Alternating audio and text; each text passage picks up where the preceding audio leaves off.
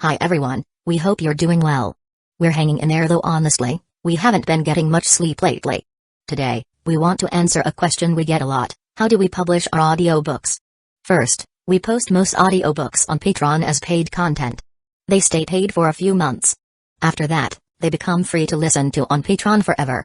A few weeks later, we post them on other places like YouTube, Facebook, and Twitter, X. Lately, things have been a bit slow in terms of new members. So we'd love your help. Please share our site with your friends or in places like Facebook groups, Twitter, X, Discord, Reddit, or novel forums. Even one share can really help us grow. Thanks so much for your support. He vanished from sight. According to the rules of summoning jutsu, once the summoning was undone, the summoned person returned to their original spatial coordinates. Without the guidance of the flying thunder god Kunai, by the time he returned from Mount Mayabaku, this fast-moving three-masted ship would have drifted who knows where. Minato wasn't gone for long. In less than 2 minutes, he used the flying thunder god to return to the ship. Was still on the deck, basking in the sun and enjoying the sea breeze. When he saw Minato return, his face had an odd expression. Curious, he asked, "What's with that look?" The village issued an announcement, Minato replied, choosing his words carefully. In short, it says that Hidden Eddy Village has always been a steadfast ally of Hidden Leaf Village. Due to certain reasons in the past, Hidden Leaf Village couldn't extend a helping hand when the Uzumaki clan was in crisis. So now, Hidden Leaf Village is calling on its ninjas to help any remaining Uzumaki clan members they encounter. Minato briefly summarized what he had learned from the toads. After hearing this, K's expression also turned strange. He immediately understood why Minato had looked that way earlier. Both of them had the same thought: where was this energy back when it actually mattered? The land of whirlpools had been destroyed for years. The Uzumaki clan was nearly wiped out. And now, they suddenly remembered their so-called alliance? So the third Hokage is planning to gather the remaining Uzumaki clan members, huh? K instantly saw through the real motive behind the announcement. The Uzumaki clan. If the higher-ups of Hidden Leaf Village were interested in them, it was definitely because of their special bloodline and sealing techniques. And since this wasn't something that had happened in the original storyline, even without thinking too hard, he could guess that it was because of the rumors spreading in the village about him dating Kushina. Were they worried about their Jinchuriki? Or were they being cautious about the Yamanaka clan as well? Or maybe both? Probably, Minato nodded with a smile. Looks like Kushina will soon have some of her clan members settling in Hidden Leaf Village. He was genuinely happy for her. After all, Hidden Leaf Village was one of the 5 great ninja villages. Its living conditions were far better than those chaotic, war-torn small nations. If the remaining Uzumaki clan members could come to Hidden Leaf Village, they would have a much better chance of survival and carrying on their legacy. Don't be too optimistic, K scoffed. The Uzumaki clan probably holds a serious grudge against Hidden Leaf Village. Still, he silently contacted his system, wondering if this butterfly effect he had caused would earn him a reward. This counted as influencing and changing the storyline, right? Seeing that the system remained completely unresponsive after a long while, he turned to look at Minato beside him. "Do you want a wife or not?" Minato stared at his best friend with a face full of confusion. Red-haired, long-haired beauty, exquisite facial features, a stunning and curvy figure, gentle and kind personality. "Do you want her or not?" Wrapped an arm around Minato's neck. He vividly described the Uzumaki girl he remembered from his past memories. "As long as she doesn't punch me so hard that I cry for days, then maybe, possibly, probably. I'd be interested." Minato's face bloomed into a smile. To be honest, he did think red hair was beautiful. That color always gave him a sense of boundless passion and vitality. Back in the Ninja Academy, if K hadn't acted so fast, he might have actually tried to pursue Kushina himself. "Just wait, I'm going to repeat these exact words to Kushina." K was now even more determined to pair that girl on the summoning island with Minato. 1. To change Minato's life path and earn a reward from the system. 2. Because Kushina was his. Minato needed to be settled down early, otherwise, it would be annoying. Hey, I was just repeating what you said. If Kushina were to be with someone, shouldn't it be you? Minato protested, trying to reason with him. "She can't bear to leave me, so. If you keep this up, you're going to lose me as a friend, for real." Ha ha ha. The two of them laughed and joked around for a while. Then, directly instructed the captain to change course, setting their destination toward the summoning island of the Land of the Sea. When ninjas go out on missions, all sorts of unexpected things can happen. Returning a few days late?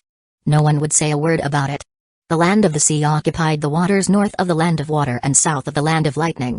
Just like the Land of Grass, Land of Bears, and Land of Rain, It was a small nation squeezed between two great countries, serving as a buffer zone for war.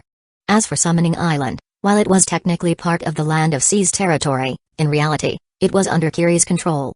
In the original timeline, this island was home to many powerful creatures that could be used as summoning beasts, making it highly sought after by ninjas. A research facility had even been built on the island to study, cultivate, and enhance summoning beasts. Back when Creed the memories of Hidden Mist Village ninjas, he learned that the summoning beasts they used against Pakura all came from that place. At the time, he hadn't paid much attention to it. But now that the topic of the Uzumaki clan had come up, he recalled the named Uzumaki characters from the original story. And naturally, he thought of that girl who lived on Summoning Island, only to tragically die because of the so-called ultimate summoning beast. Based on both his knowledge of the original plot and the intel from the Hidden Mist Village ninjas' memories, he concluded that a girl named Ongoko had a very high chance of still being alive, and she was around the same age as them. Wouldn't it be better to give her to Minato as a wife instead of letting her die in a beast's mouth for nothing? I'm a damn genius. In K's mind, a tiny version of himself stood with hands on his hips, feeling extremely proud. Chapter 25, Bribing Crows and Angering Monsters. Kazekage. On the sea, several nautical miles away from the Summoning Island. Two summon crows under K's contract perched on the ship's railing, flapping their wings and cawing furiously.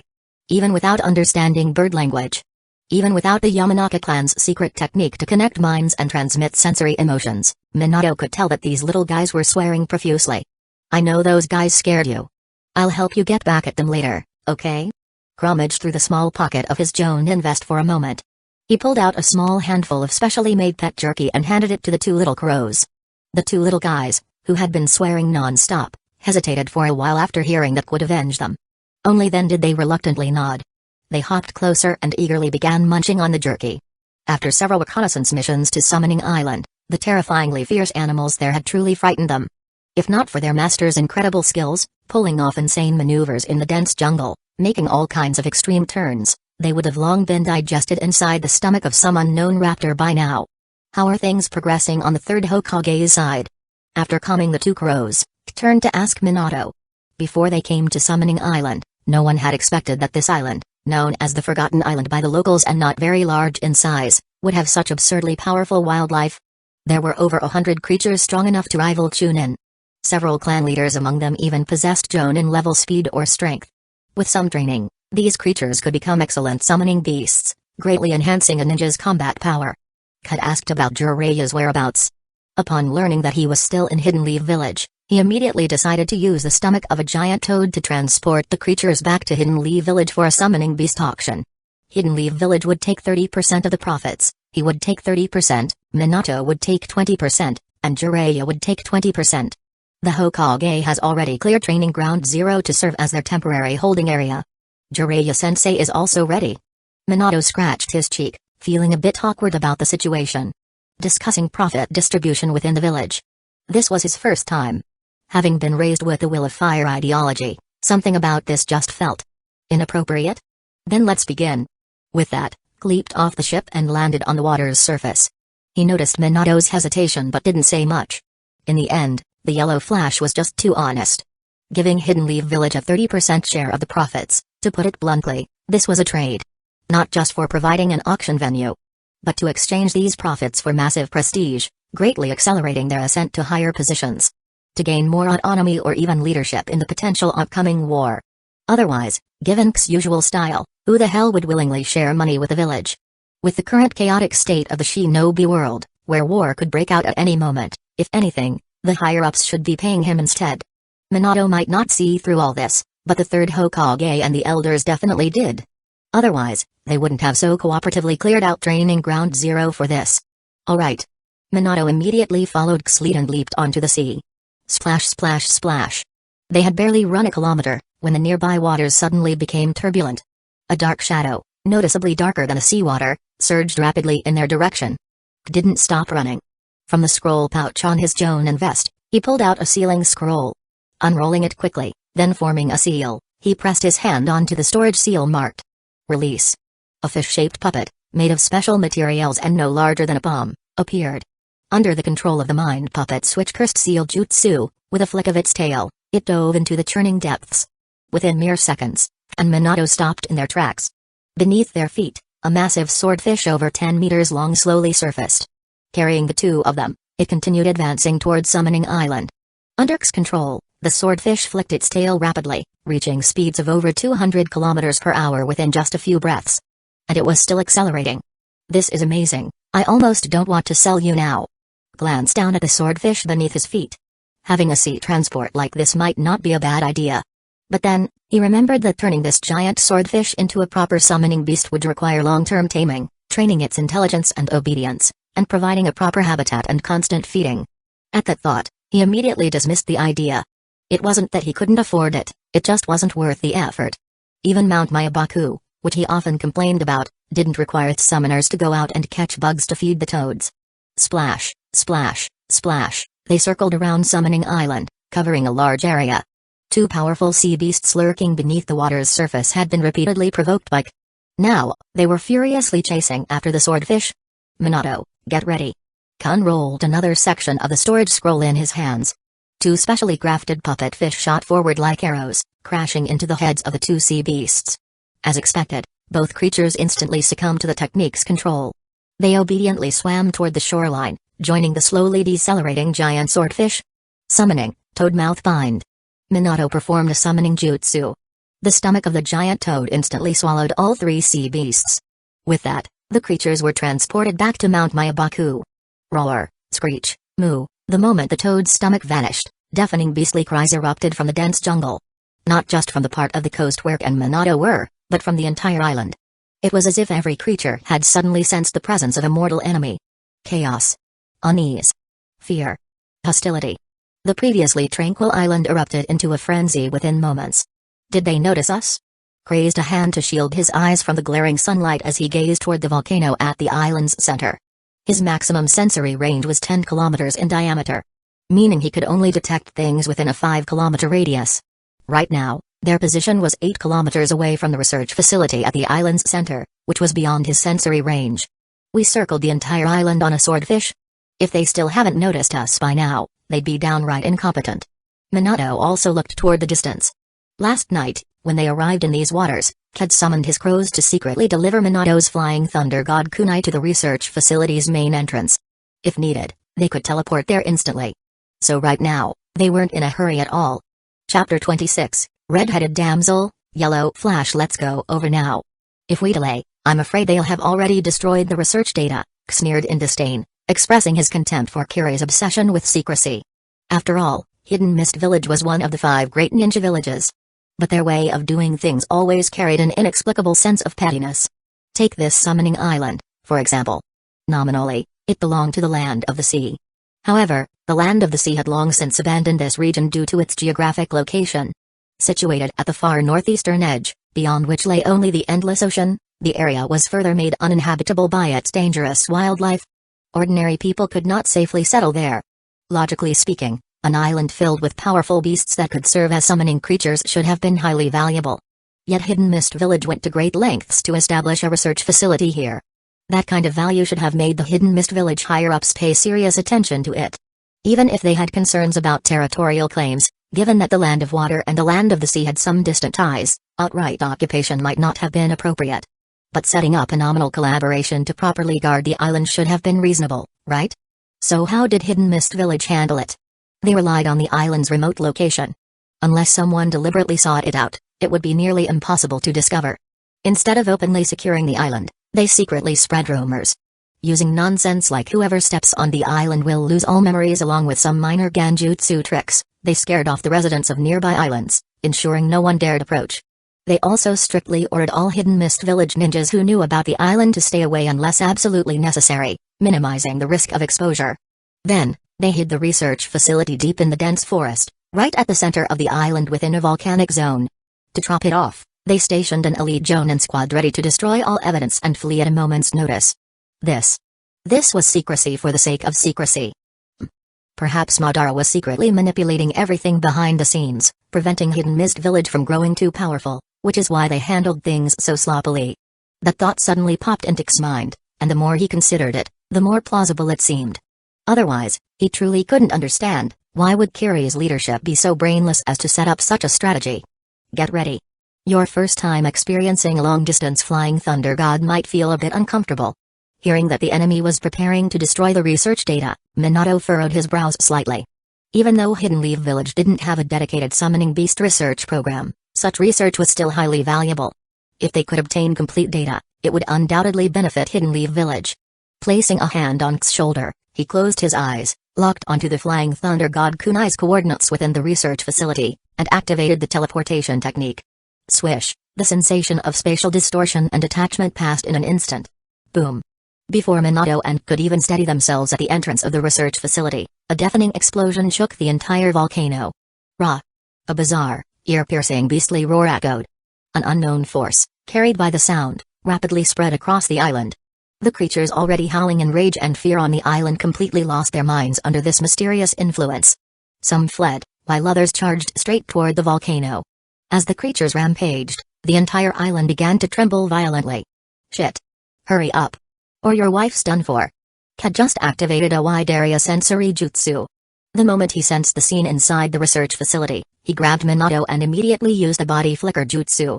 Inside the research facility, several researchers watched in feverish excitement as the creature in the incubation chamber slowly awoke.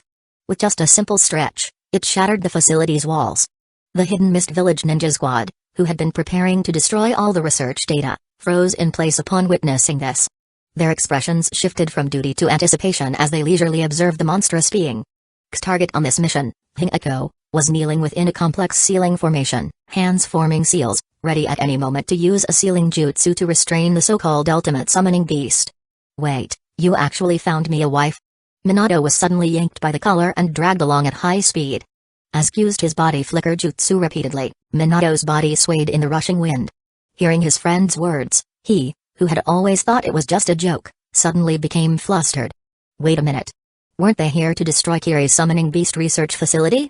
This was actually about finding him a wife? Long red hair draped over her shoulders, delicate facial features as if sculpted to perfection, a voluptuous and curvaceous figure, and a temperament as gentle as water. Are you seriously telling me this wasn't a setup?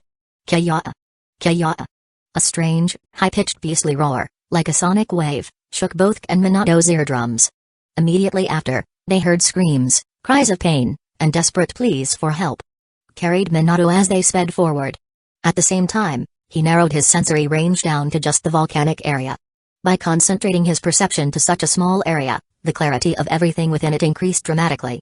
Maintaining this high-precision sensory jutsu, he formed a one-handed seal once again, and instantly transferred everything he sensed into Minato's mind. The grotesque monster that wrapped its tentacles around two researchers and stuffed them into its mouth.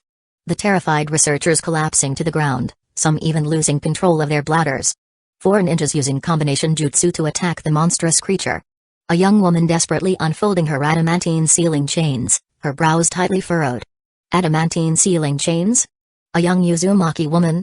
Within his highly precise perception range, Minato could even see the girl's graceful and elegant figure, her long hair flowing in the wind, and her beautiful face tinged with fear. K wasn't lying this time. Even though he knew K had deliberately shrunk the sensory range to make him see more details. But, for once, this guy wasn't messing with him? No. With how much of a troll K was, how could he not be messing with him? Kya. Another strange and chilling screech echoed. Through his sensory abilities, K witnessed the ultimate summoning beast devour nearly half of the researchers. The 4 ninjas' combined ninjutsu attacks were completely absorbed by the beast. In fact, the monster used that energy to grow new, grotesque appendages and retaliate with elemental ninjutsu. Except for the leading Jonin, who managed to escape injury by transforming into a puddle of water, the remaining 3 ordinary ninjas, caught completely off guard, were instantly killed by the beast. Help me, someone, please save me. A trembling female voice echoed in both K and Minato's minds. Her overwhelming emotions were transmitted directly into their hearts. The moment that voice fell, Minato, who was previously being carried by K in a princess carry, suddenly twisted his body and broke free from K's grip. Then, moving even faster than K, he vanished into the tunnel in the blink of an eye. Even though their sparring matches on the ship had already proven that Minato, even without the Flying Thunder God Jutsu, was slightly faster than him with the body flicker jutsu. But that speed just now, was that really just slightly faster? Chapter 27, Flirting with Pillars, Fighting with Monsters. It was just a matter of seconds. As the voice of Oka echoed in everyone's hearts for the second time, a golden flash appeared before her, as swift and dazzling as the moon emerging from behind the clouds. Her adamantine sealing chains had already reached their limit. The golden chakra chain shattered inch by inch, dissolving into specks of golden light. In this fading glow, the firm back of Minato gave her an indescribable sense of security. The warmth and radiance of his chakra presence pulled her back from the brink of despair and darkness, filling her heart with newfound hope and salvation. Rasengan. The rapidly spinning chakra sphere formed in Minato's palm. The monstrous, ferocious ultimate summoning beast lunged forward, only to be struck directly by the high-speed Rasengan, sending it flying backward and smashing hard into the laboratory wall. The steel-reinforced walls caved in from the impact, and the ground trembled violently. Within the damaged interior of the research facility, waves of scorching heat from the volcanic crater carried the pungent stench of molten lava. The ultimate summoning beast struggled to rise. The spiraling wound on its abdomen, a bloody mess of torn flesh, began regenerating at a speed visible to the naked eye. Fresh pink flesh writhed and twisted, rapidly weaving itself into new, complete muscle tissue. What was even more terrifying, another grotesque, fan-shaped organ grew from the monster's head once again. As the organ leaned back and gathered power, it suddenly began to swing violently. Sharp wind blades infused with wind chakra shot toward Minato and Ongoka. Whoosh, whoosh, whoosh, whoosh, swish, numerous flying thunder god kunai shot out in all directions. Minato swiftly picked up the stunned Ongoka and, using the flying thunder god jutsu, effortlessly dodged the incoming wind blades. Grrr. The beast let out an enraged roar. Earlier, while battling the hidden mist village ninjas, a deformed, bud-like organ had grown on its body. Now, as it inhaled and exhaled, it launched powerful water cannon blasts infused with chakra, combining them with the wind blades in relentless pursuit of Minato and Ongoka. Meanwhile, a hidden mist village Jonin, who had been reduced to a puddle of water after being struck by the beast, looked at the suddenly appearing Minato with a sinister glint in his eyes. As he reformed his upper body, preparing for a surprise attack to eliminate Minato and escape in the chaos, a hand lightly patted his shoulder. "Pa, dude, isn't it kinda rude to interrupt someone when they're trying to impress a girl?" Crouched slightly behind the half-formed hidden mist village ninja. Although his voice wasn't particularly loud, his silent and undetectable approach had already made cold sweat drip down the ninja's back. The Hazuki clan hydrification jutsu was renowned throughout the ninja world. It granted them near-complete immunity to most physical and even some ninjutsu attacks. However, the weakness of the technique was also widely known. As long as they encountered lightning style, their liquid bodies would be paralyzed, unable to maintain their fluid state. Barging in and destroying our research facility. Aren't you afraid this will spark a war between our nations? The Hazuki Jonin slowly turned his head to glance at beside him, while secretly calculating the odds. If he suddenly activated the Hazuki clan hydrification jutsu, could he evade this man's attack? After all, the opponent had already identified him as part of the Hazuki clan. But did he also know about its weakness? Should he gamble on whether or not the opponent would use lightning style? "You're just some nameless extra, why waste time talking nonsense?" Curled his eyes, uninterested in wasting time with such stalling tactics. With a single hand seal, he immediately cast a Genjutsu. At a distance of less than a meter, the Hazuki Jonin had just seen forming a seal. Before he could decide whether to counter or escape, his consciousness suddenly sank. He was instantly trapped in an endless Genjutsu world. His previously tense body gradually relaxed, and his liquefied form reverted to its normal state. Whatever he saw in the illusion, his expression became increasingly obscene. He stood up and walked toward a nearby support pillar. With dazed, dreamy eyes, he flirted with the cold, lifeless pillar before hugging it tightly, swaying his hips while letting out creepy, perverse chuckles. The demonic illusion, Paradise, was a knee-rank Genjutsu that had created by improving upon the D-rank demonic illusion, Hell Viewing Jutsu, the C-rank Sly Mind Effect Jutsu, and another C-rank technique. Although difficult to execute, its effects were overwhelmingly powerful. It could draw out the target's inner desires and amplify them without limit. Paired with an incredibly realistic illusionary setting and multi-sensory interference, including sight, sound, and touch, the Genjutsu was nearly inescapable. Unless the victim's mental strength was far superior to the user's, or their willpower was unshakable enough to resist their own desires and forcibly break free despite the risk of mental damage, they were essentially doomed. Used the mind puppet switch cursed seal jutsu to control a small puppet, dragging the Hazuki Jonin out. He then had the puppet discreetly remove the terrified or unconscious researchers from the area as well. Everything was progressing exactly as he wanted. These irrelevant nuisances should stay out of Minato's love story. This is getting interesting. Carefully, closed the door behind him, leaving the battlefield to the handsome hero and beautiful heroine still locked in combat with the ultimate summoning beast inside the lab. The storyline was going exactly as planned. The heroine was in peril, and just when all hope seemed lost, the hero descended from the heavens to save her. Next, The hero just had to unleash his full power and defeat the monster. And then? How could the heroine not fall head over heels for him? Perfect? Roar. Screech. Moo. Enraged and frenzied beastly howls, accompanied by the rumbling of countless massive creatures approaching, grew louder and louder. Frowned slightly. Closing his eyes, he sensed the flying thunder god kunai he had left at the entrance of the research facility earlier. Utilizing the spatial mark Minato had engraved on it, he activated the flying thunder god jutsu. Swish, X's figure vanished from the lab. As Minato carried Ongoka, skillfully dodging the beast's attacks, he vaguely sensed a faint spatial disturbance. Puzzled, he glanced toward the corridor they had entered from. If his perception was correct, someone had just used space-time ninjutsu. Did X summon something? But that energy felt. The ultimate summoning beast has the ability to devour all living creatures, absorb and integrate their strengths, and even assimilate different chakra natures, generating mutated organs that allow it to use corresponding elemental techniques. Nestled in his arms, Ongoka continued relaying information about the beast. Minato had no time to dwell on the space-time anomaly. He refocused his attention on the grotesque, abominable creature before him. This fight was far from over. Chapter 28, the kilometer-wide slumber party. Standing at the summit of the volcano in the center of the island, shielded his eyes with one hand, observing the chaotic state of the summoning island while clicking his tongue. The ultimate summoning beast from the Research Institute had unknowingly influenced the genetic level of the island's creatures, instilling in them a heightened sense of crisis when facing a formidable enemy. From the moment the first roar echoed, the entire island had descended into madness. Most of the weaker creatures, intimidated by its presence, fled toward the coastline. Even those incapable of swimming leaped into the sea, desperately seeking a chance at survival. Meanwhile, the stronger or more aggressive beasts gathered together and charged toward the location of the ultimate summoning beast, determined to fight it to the death. Several large and small birds of prey circled above the volcano's crater, staring at K, who stood at the summit's edge, shrieking restlessly. Clearly, they sensed danger but were unwilling to retreat. Keek. A falcon with crimson eyes, significantly smaller than its kin, finally lost its patience. After flapping its wings a few times to gain speed, it folded them back and shot toward K like an arrow. Hey, so it was you bullying my crows before. K immediately recognized the bird.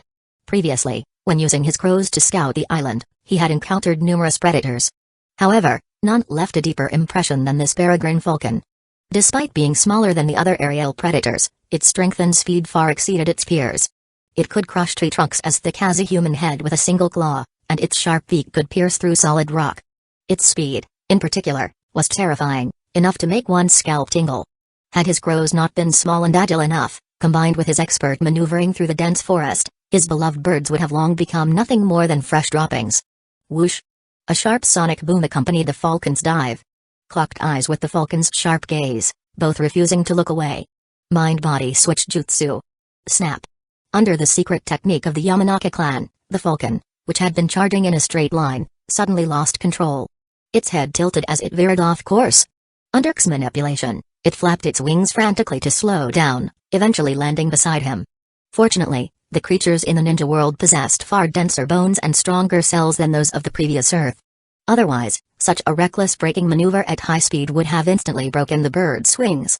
The moment he released the technique, he seamlessly followed up with the forelimbs waiting seal. Before the falcon could react, it was slammed to the ground, almost coughing up its internal organs. Squawk. Keek. Chirp.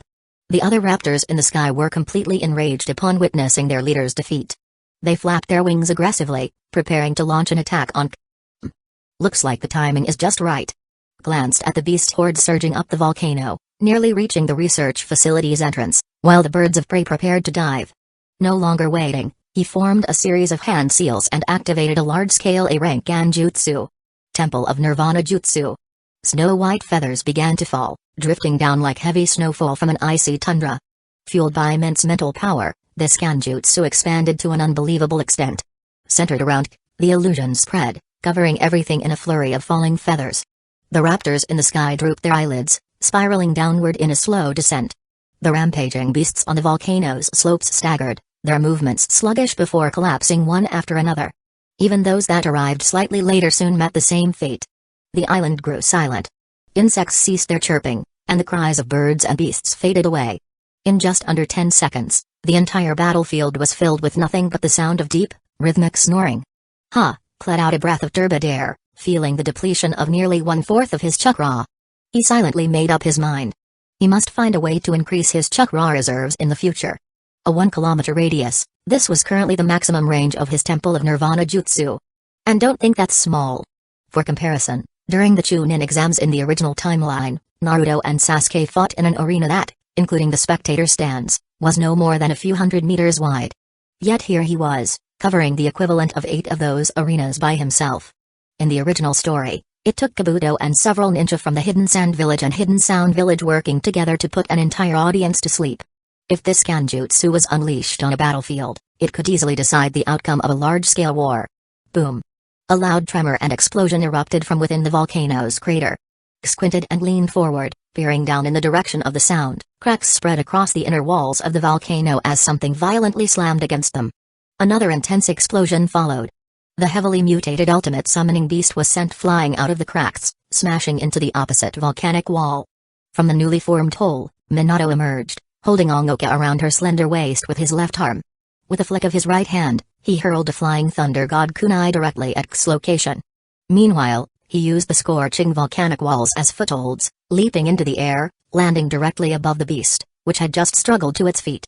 Ongoka, having long prepared her technique, unleashed her adamantine sealing chains, binding the beast's wings tightly. Minato followed up immediately, slamming a massive Rasengan straight into the creature's skull.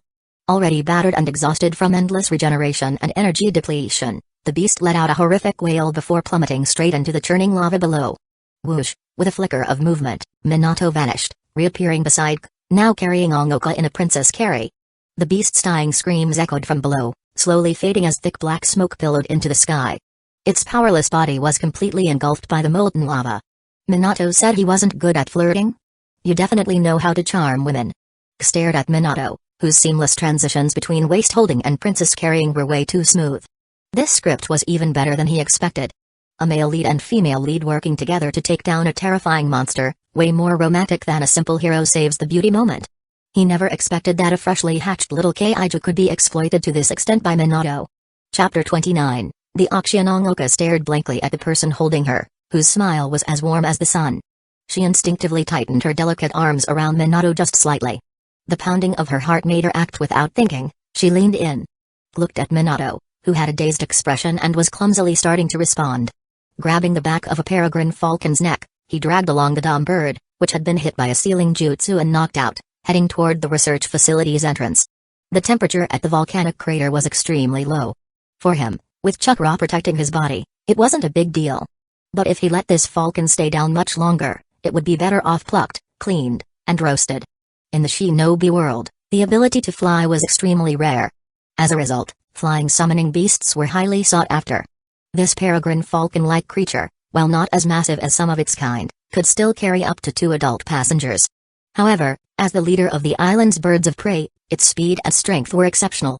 On top of that, it could be taken care of by Hidden Leaf Village's summoning beast aviary, meaning it wouldn't require too much effort to maintain. K was already considering forming a contract with it. Instead of standing around watching Minato and Ongoka flaunt their affection, wouldn't it be better to do something more productive? Hidden Leaf Village Training Ground Zero was once an almost abandoned training ground, nearly overtaken by wild animals. It was now crowded with Hidden Leaf Village ninjas. And as time passed, more and more people continued to gather. Summoning beasts were a rare resource in the shinobi world. Not to mention the ninja clans and civilian ninjas who had none. Even clans like Uchiha, Sarutobi, and Shimura, which had summoning beast lineages, weren't willing to miss this auction. At the edge of the hastily constructed auction platform, Shikaku moved among the various ninja clans and powerful civilians, seemingly calm as he tried to regulate the atmosphere, but deep inside, he was panicking like crazy. He was praying that wouldn't mess this up. The first batch of 3 summoning beasts had been out for a long time now. Why hadn't the rest arrived yet? If this continued, he wouldn't be able to hold this auction together. Behind the auction stage, Jiraiya sat cross-legged on a large rock, resting his chin on one hand. He looked up at the blazing sun and felt the warmth on his nose tickle slightly. He rubbed it absent-mindedly. He, too, found it strange. With K's obsessive attention to detail, and Minato's flying thunder god jutsu, which put him above most ninjas in speed and power, how could there possibly be a problem? Sniff sniff. Jiraiya suddenly caught a whiff of a strong smell. He sneaked a glance at his right hand, the same hand that he had just scratched between his toes with. Guiltily, he looked left and right. Seeing that no one noticed, he secretly breathed a sigh of relief. He was one of the Sannin. If anyone saw him sniffing his own toe hand and finding the scent strangely addictive, that would be embarrassing. Buzz, a brief, fleeting surge of reverse summoning energy pulsed through his summoning contract. Jiraiya immediately perked up. He quickly leaped up from the ground, bit his thumb for the second time, and performed the summoning jutsu. Poof, a massive chakra-infused smoke cloud erupted. Two giant birds, their feathers soaked in stomach acid, their bones clearly broken in several places, yet sleeping as soundly as the dead, appeared behind the auction stage. Shikaku, who had been on edge for ages, instantly flashed onto the auction platform. After confirming the multiple wounds on the two giant birds, he cautiously checked their breathing, and let out a relieved sigh when he confirmed they were still alive. Damn it. Couldn't go easy when using genjutsu? Even with broken bones, these two giant birds were still fast asleep. He had almost thought they were dead. With their huge wingspans and massive frames, these birds could carry more than 10 people while flying, undoubtedly strategic-level flying summoning beasts. If they had really died, that would have been an absolute waste. The clan leaders of various ninja families all stared at the two suddenly appeared giant birds, their eyes practically glowing with greed. Clearly, they had also realized the birds' immense value. Such enormous birds. A rare find. Their long wait had finally paid off. Two female eagles, only minor fractures. After some treatment, they'll fully recover within 1 to 2 months. Starting bid, 2 million ryo each. Let's begin. Standing on the auction platform, Shikaku loudly announced after assessing the bird's condition. 2 million ryo, the Shimura clan will take them. The Kurama clan bids 3 million ryo. 3.5 million ryo. Uchiha clan, 4 million ryo. You guys don't even contribute to the village, why do you need such big birds? The Shimura clan bids 4.5 million ryo. One by one, clan leaders and elders started competing aggressively. Female eagles were far more valuable than males to them, because they could lay eggs. If properly nurtured, they could continue the bloodline for generations. The auction was heating up. Meanwhile, the civilian ninja who lacked financial resources simply watched the clan leaders argue and bid furiously without feeling anxious. Flying summoning beasts were rare, sure, but they weren't a necessity for everyone. For those without a clan background, strategic value meant nothing. What mattered to them was a summoning beast that could directly boost their combat power. Within moments, the 6 giant female eagles and hawks, which had been summoned in 3 separate waves, were completely snatched up by the clans. After a brief 2-minute pause, giant rhinos, lizards, hippos, bears, wolves, and other land-based beasts started appearing one after another. The civilian ninjas and those who preferred to train their own summoning beasts finally joined the bidding war. Watching wave after wave of massive beasts appear, Shikaku could barely contain his grin. His face was practically about to split from smiling. It didn't even matter how much money they made. Whoever bought a summoning beast would owe the Inoshikacho trio a favor. After all, these beasts were becoming increasingly rare in the ninja world. And, thanks to this auction, the Inoshikacho clan trio would almost certainly gain another seat at the High Council meetings. That was far more valuable than any amount of money. Why isn't this over yet? Jiraiya felt a sharp pain in his thumb, wincing slightly. He secretly vowed, once this was over, he was definitely going to have Kushina create a personal blood storage seal for him. He used to laugh at Ken and Minato for being too delicate, but now, after using the summoning jutsu nearly 20 times in a row, he finally realized, those two had been right all along. All this effort, just for a little extra money. Even he had his thumb nearly bitten into raw meat. At that moment, Jiraiya sensed a toad signaling him once again to use the summoning jutsu. With a vengeful expression, he wiped his wounded thumb against his palm, gritted his teeth, and used the summoning jutsu once more. Once this was over, he was definitely going to find beautiful women to heal his wounded heart. Chapter 30, the giant clamp placed one hand on Fukashi's head, activating the Psycho Mind transmission. Hazuki Fukashi? This guy is actually a descendant of the second Mizukage? Did he pull some strings to get a long-term assignment outside the village? If so, who wouldn't? With how things are in Kiri, anyone who could escape would. Whoa, he really knows some impressive stuff. So that's the principle behind the Hazuki clan hydrification jutsu? They call it a secret jutsu, but honestly, it's basically a bloodline limit. No wonder I can't use it. Water gun jutsu, water gun, 2 guns, great water arm jutsu. Huh? This guy has actually read Genjutsu's ninjutsu scrolls and even formed a contract with his summoning beast, the giant glam? That's insane. The more he saw, the more excited he became. Back when he worked in the analysis team, he had learned about the Hazuki clan's exclusive Hazuki clan hydrification jutsu through the memories of captured Hidden Mist village ninjas. Unfortunately, even though he understood the entire principle and training process, water-style mastery, still couldn't let him perform this secret jutsu. But with powerful Hazuki clan water-style techniques like the water gun jutsu at his disposal, he was already making a huge profit. Not to mention the legacy of the second Mizukage. In the original story, Genjutsu didn't have many appearances, but the few episodes he was in were enough for to grasp his immense strength. Even though he had no real fighting spirit during the battle against the allied shinobi forces and was constantly holding back, he still managed to toy with them like they were nothing. His steaming danger tyranny even dragged the second Tsushi Kage, the creator of the bloodline selection, to the grave with him. That was absurd. The bloodline selection was a level above the bloodline limit. With such a powerful legacy, as long as he found someone with enough talent to inherit it, he could at least cultivate a Kage-level ninja. How much sorrow can one bear? Like a eunuch in a brothel. Glanced at Fukashi with pity. This guy actually had decent water-style talent, but unfortunately, his Genjutsu talent was abysmal. He couldn't wield the technique's true power. The reason he pulled strings to get this external assignment wasn't to escape the bloody mist policy, but to escape the gazes of his clan. Even though he had received Genjutsu's legacy and the clan's full support. Because he had failed to meet their expectations, the pressure from the clan elders' hopes and disappointment, as well as the mockery and scorn from his fellow clansmen, was suffocating him. Ugh. Ugh. Fukashi struggled to wake up as temporarily ended the memory reading. The mental trauma from the A-rank Genjutsu, along with his desperate attempts to resist it by colliding his spiritual energy in a near-suicidal manner, left him dizzy, his vision darkening as he dry-heaved. Why not just lie down and take it? Wouldn't that make it easier? Although pitied Fukashi's situation, he had no intention of going easy on him. Just like if he had fallen into the hands of another village's ninja, they wouldn't show him any mercy. In a world of assassins where everyone had blood on their hands, being soft-hearted as a ninja was the same as seeking death.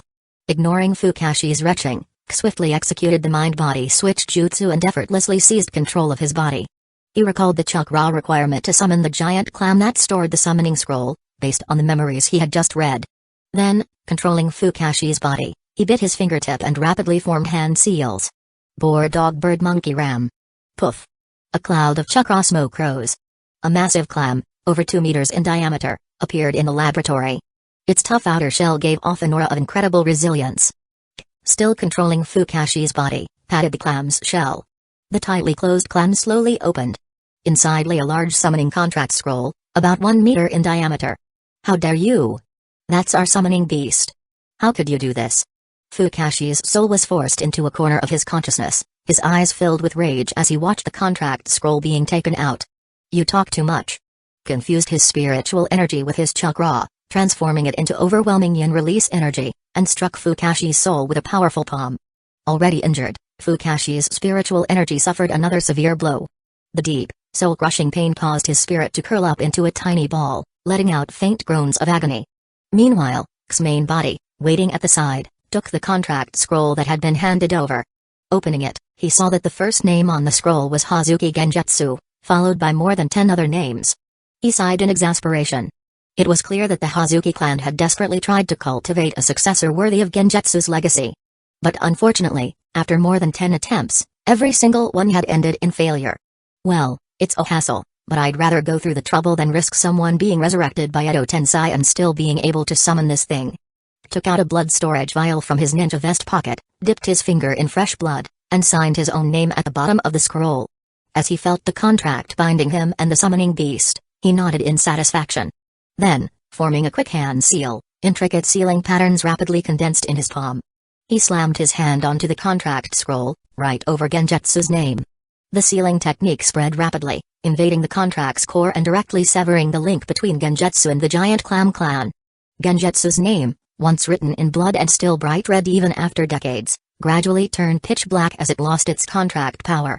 Without hesitation, continued applying the contract seal. The seal was an advanced sealing technique of the Uzumaki clan. In the original story, Minato had used this exact seal to sever the contract between Obito and the Ninetales, preventing him from summoning it again.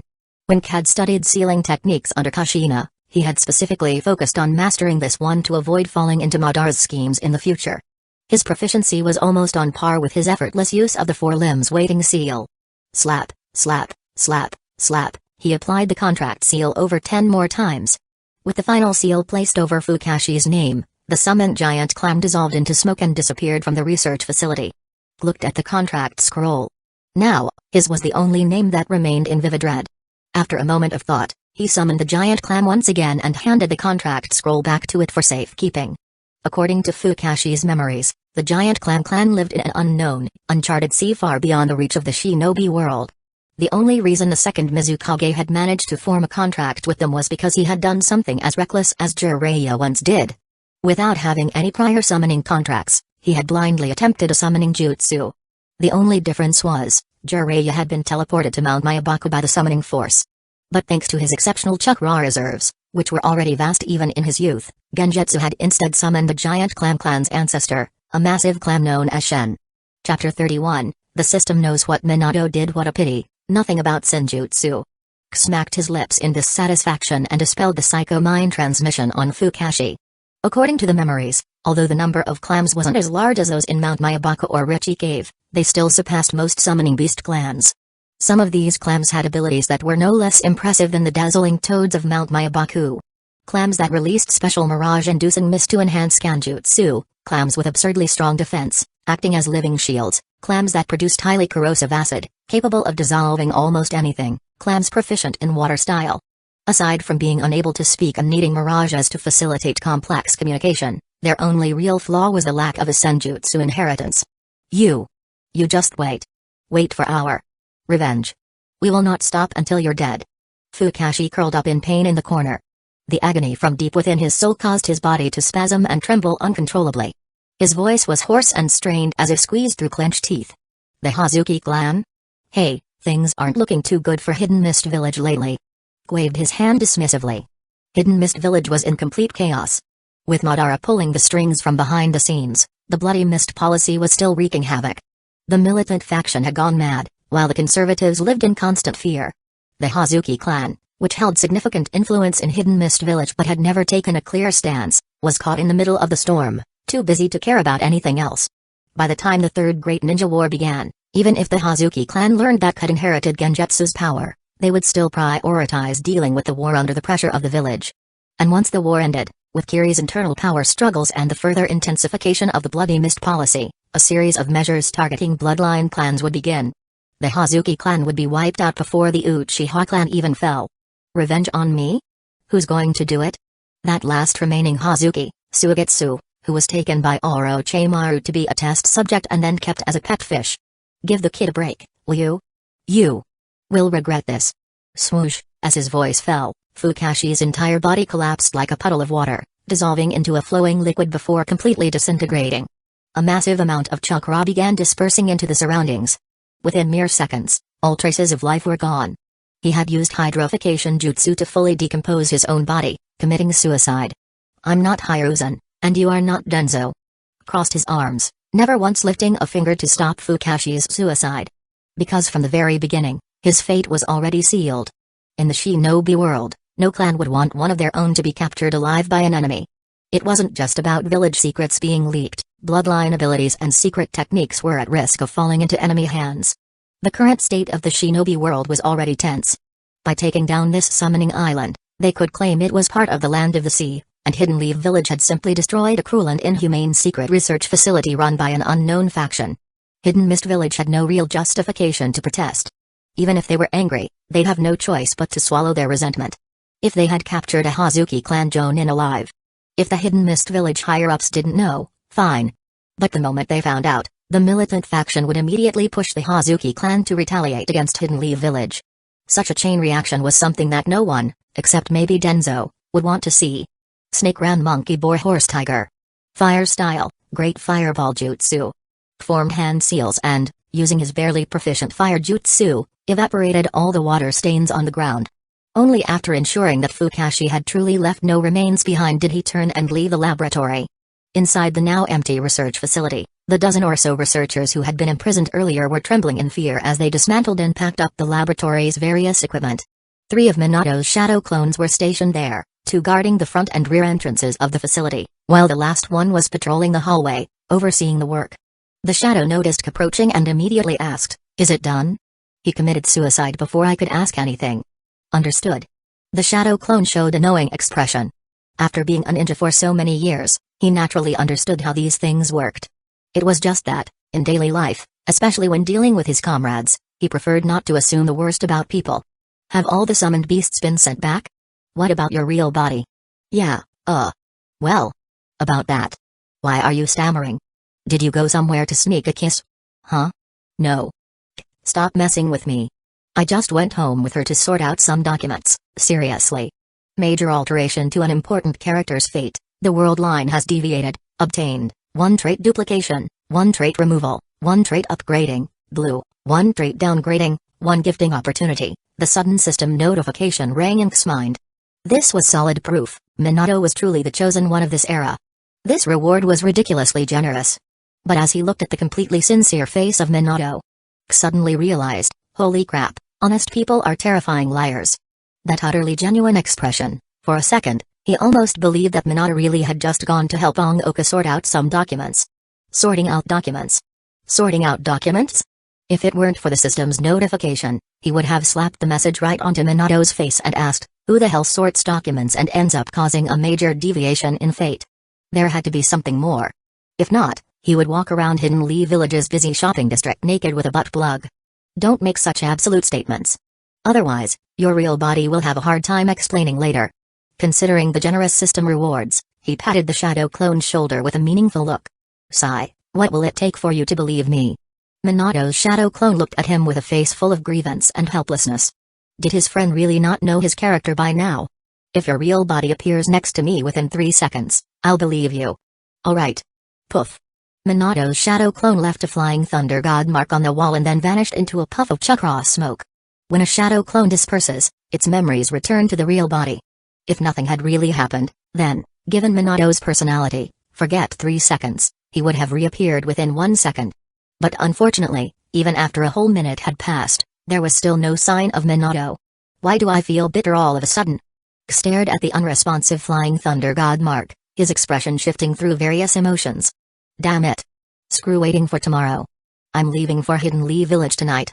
Chapter 32, Purple Water Mastery. Outside the main gate of the Research Institute, on the massive rock blocking the entrance, sat cross-legged, opening his personal panel, which he hadn't examined in detail for a long time. Host, Yamanaka, Career, Ninja, Active Traits, Transmigrator, Red, Yin Release Mastery, Purple, Spatial Insight, Purple, Shout and It Comes, Purple, Handsome, Blue, Memory Master of the Shinobi World, Blue, Water Style Mastery, Blue, Inactive Traits, Stealthy Crawler, White, Fragile Yet Tenacious, White, Why Are You Guy? White, Always Smiling, White, Trait Extraction, 0, Trait Gifting, 4, Trait Duplication, 1, Trait Removal, 1, Trait Upgrade, 1, Blue, Trait Downgrade, 1. I actually accumulated 4 gifting chances. Glanced at the long personal panel, scrolling through the system log messages. 1 mission completed with the 3 little ones. 1 kill, Fuki. 1 disruption, Takura. 1 more disruption, Minato. I should clear out these white traits later, there are too many of them. Muttering to himself, he then shifted his focus to the remaining rewards. Trait duplication, no need for further explanation. To perfect the Flying Thunder God Jutsu, he had been eyeing Minato's ultra-fast reactions trait for a while now.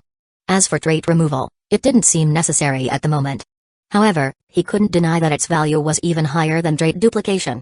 Just imagine, Nagato controlled the 6 paths of pain, just about to make a move. Activated trait removal and instantly striped away his Rinnegan trait.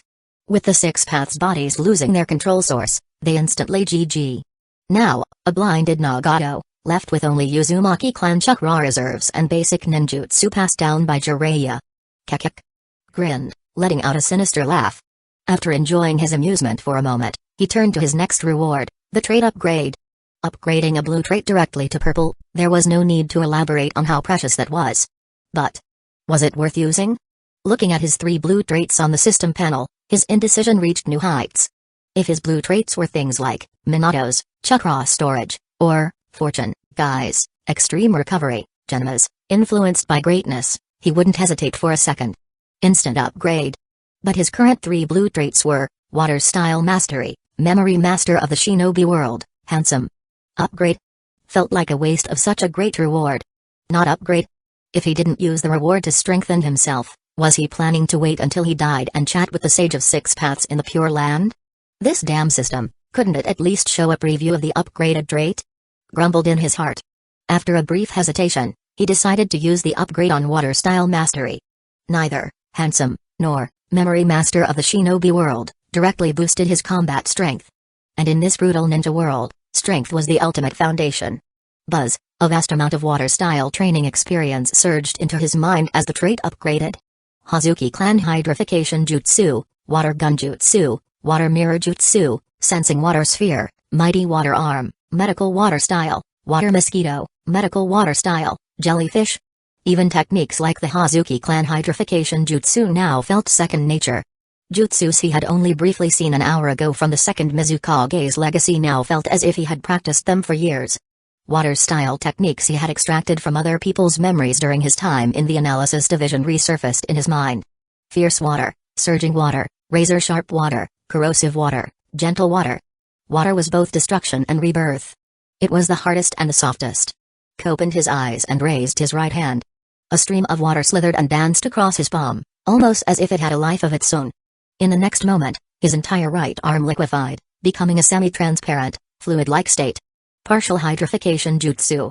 Feels kinda weird. He observed his transformed arm, then used his left hand to poke at his right hand. His left index finger passed straight through the palm of his right hand, causing small splashes of water. After deactivating the Hazuki Clan Hydrification Jutsu, his right hand remained completely unharmed. Does it work by slightly reducing the body's water content, like sweating? Glanced at the water droplets that had splashed onto the ground. Forming a hand seal with one hand, he absorbed a large amount of moisture from the air. His body visibly grew bulkier and stronger, his power surging in an instant. The Mighty Water Arm Jutsu. It allows me to draw water from the air, but if there's not enough, it'll start consuming the body's own water supply. He proceeded to test out all the water-style techniques that affected the body. While marveling at the genius of the Hazuki clan's ancestors, he also finally understood why Suigetsu from Shippuden was constantly drinking water. For members of the Hazuki clan, who had inherited their bloodline, learning these secret techniques wasn't that difficult. The real challenge was figuring out how to absorb enough moisture from the air while using them. But for now, that wasn't a problem at all. Estimating his current abilities, he figured the only thing separating him from Tobirama's water-style mastery was chakra reserves. So the threshold for bloodline limits is a purple-tier mastery trait? As he repeatedly experienced the Hazuki clan hydrification jutsu's effects on his body, a new anticipation began to grow. When he eventually obtained purple-tier traits for other elemental releases, what kind of bloodline limits could he create? After fully testing and adapting to the abilities granted by the system, he looked around and saw that Minato still hadn't returned. With his right hand still partially liquefied, he began shaping a Rasengan in his palm, gradually infusing it with water-style nature transformation. Boom! His arm exploded into a splash of water. Stunned for a moment, refused to accept defeat and tried again. Buzz, boom. Buzz buzz, boom. Buzz buzz buzz, boom. Over and over, his arm burst into water, only to reform again. For over an hour, he repeatedly failed, nearly exhausting his chakra reserves. Only thanks to Shout and It Comes, granting him insanely precise chakra control, did he finally start grasping the first hints of a solution. But how much longer would it take to actually master it? No clue. He had learned countless jutsu since childhood, including S-rank forbidden techniques. But never had he encountered a jutsu that felt this impossible to pull off. It was insanely difficult. The high-speed rotation of the Rasengan made water style incredibly unstable. It was like trying to compress dozens of high-pressure water blades, sharp enough to cut through steel, into a single sphere. If any of those blades even slightly brushed against each other, the whole thing detonated instantly. And the worst part? As the Rasengan spun faster, those water blades stretched and distorted unpredictably. How the hell is anyone supposed to make this work? There's no way Naruto managed to create the Rasen Shuriken without Kishimoto giving him a cheat. Chapter 33, the universe's favorite was feeling a bit excited because the purple trait, Water Style Mastery, had brought a noticeable improvement. However, his excitement was quickly doused like a bucket of cold water when he failed to execute the Water Style Rasengan. But he was never the type to give up easily. Sitting cross-legged on a rock, his eyes gazed blankly at the distant horizon.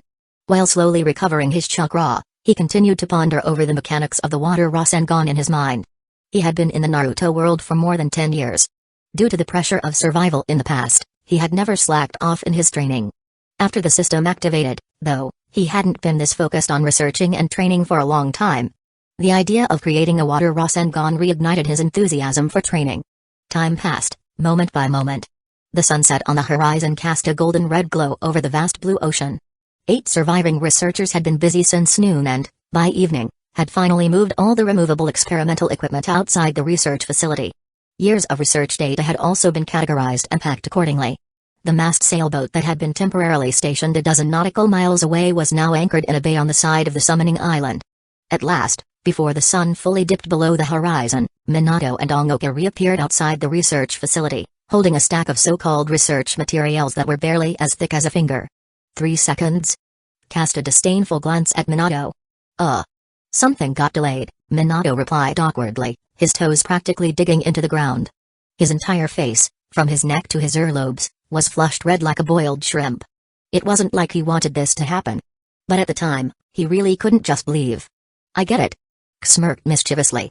Seeing Ongoka hiding behind Minato, too embarrassed to even show her face, he immediately understood the situation. Even if nothing too intimate happened, their relationship had definitely progressed significantly. Well, it's getting late. Let me handle these pieces of equipment, and we should set off for our return journey soon. Minato, flustered, quickly found an excuse to change the subject. Seeing that merely waved him off impatiently, he wasted no time dragging Ongoka along to summon his toads to help transport the research equipment and materials back to Hidden Leaf Village. A passionate couple, huh? TSK, muttered enviously, just as he was about to use his trait duplication to take Minato's ultra-fast reactions. His gaze swept over Ongoka's traits, and he was momentarily stunned. Name, Uzumaki Ongoka. Career, researcher. Traits, overflowing energy, purple, Kagura Mind's Eye, blue, sealing mastery, blue, beauty, green, mutual devotion, green, huh? Where did this extra one come from? Earlier, back in the research facility, he had already checked Ongoka's traits when Minato was saving her. If he remembered correctly, she originally only had overflowing energy, Kagura Mind's Eye, sealing mastery, and beauty. Overflowing energy was the same as Kashiness, greatly increasing her chakra reserves. Most likely, it was an innate trait of the Uzumaki clan due to their pure bloodline. Kagura Mind's Eye was another natural Uzumaki ability. Her ability to project her voice directly into his and Minato's minds earlier was probably due to this trait. As for sealing mastery and beauty, there was nothing unusual about them. But this suddenly appeared. Mutual devotion? Mutual devotion, green, when experiencing a sincere romantic relationship and being deeply loved by someone, if the loved one's abilities surpass one's own, then one's own abilities will gradually increase to match the loved one. The world will already gives its golden boy cheat abilities, now it's even looking after his girlfriend. Looked up at the sky in exasperation. He really couldn't understand. If it was just because Minato saved Ongoka, and the young girl, inexperienced in the ways of the world, developed feelings for him due to the suspension bridge effect, that would be understandable. But, mutual devotion? What the hell was that? How did these two manage to become completely in sync and form a mutual love bond in less than a day of knowing each other? What the hell did these two do at noon?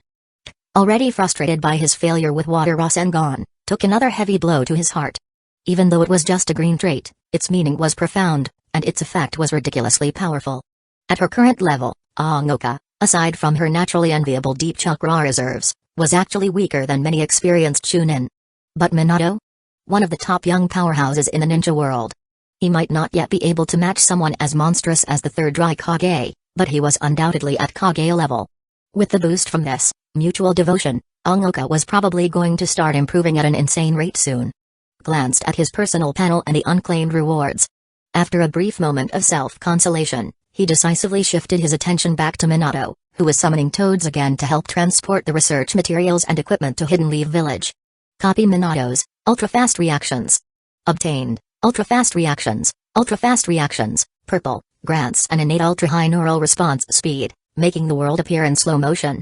Significantly enhances reaction speed, hand seal speed, chakra circulation speed, and jutsu casting speed. As the system notification sounded, had just activated the trait when he felt a tingling sensation on his scalp. The world before him gradually slowed down. Whether it was Minato repeatedly using the summoning jutsu or the researcher's moving equipment, everything appeared as if it had been put into slow motion. Bullet time? His eyes widened slightly. He hadn't expected ultra-fast reactions to be this overpowered. He lifted his arm and attempted to form hand seals. His previous speed of 5 seals per second had now increased significantly, reaching an astonishing 7 seals per second. He could even clearly feel that this wasn't his reaction speed limit, it was simply the limit of his hand and wrist's physical ability. Glancing at Minato, who was still busy in the distance, was about to return to the mast sailboat early to test other enhancements brought by ultra-fast reactions.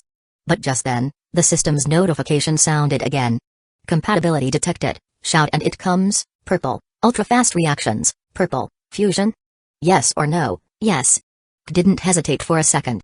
Previously, when, somewhat skilled, fused with, Memory Palace, the new trait, Memory Master of the Shinobi World, had turned out to be incredibly useful, even though the name was a bit ridiculous. The ability to recall forgotten memories alone was invaluable to him. Now, with two purple traits merging, there was no way the result would be worse than before. Chapter 34, 10 meters of obliteration. The moment the trait fusion started. When, shout and it comes, was first activated, the sensation of all chakra meridians appearing in his mind resurfaced. However, this time, it wasn't just the chakra meridians. Every densely packed cell in his body, every strand of muscle and fascia, every bone, every beat of his organs. Obtained, 0 frame start, red, 0 frame start, red, innate powerful mental strength, neural reaction speed, and chakra control, granting an unparalleled talent. Significantly boosts chakra control, body control, neural reaction speed, and jutsu casting speed. As expected. Glanced at the trait name, his cheek twitching slightly. He already knew that anything produced by the system, whether drawn or fused, was rarely serious. He had just gotten, shout and it comes. And now comes, 0 frame start. The effects were indeed getting stronger, but the names were getting more and more ridiculous. Host, Yamanaka, career, ninja, active traits, transmigrator, red, 0 frame start, red, Yin release mastery, purple, spatial insight, purple, water style mastery, purple, handsome, blue, memory master of the shinobi world, blue, inactive traits, stealthy crawler, white, fragile yet tenacious, white, why are you guy? White, always smiling, white, trait extraction, 0, trait gifting, 4, trait duplication, 0, trait removal, 1, trait upgrade, 0, trait downgrade, 1, forget it, forget it. Looked at the system interface filled with bright red traits and chose to ignore the ridiculous name.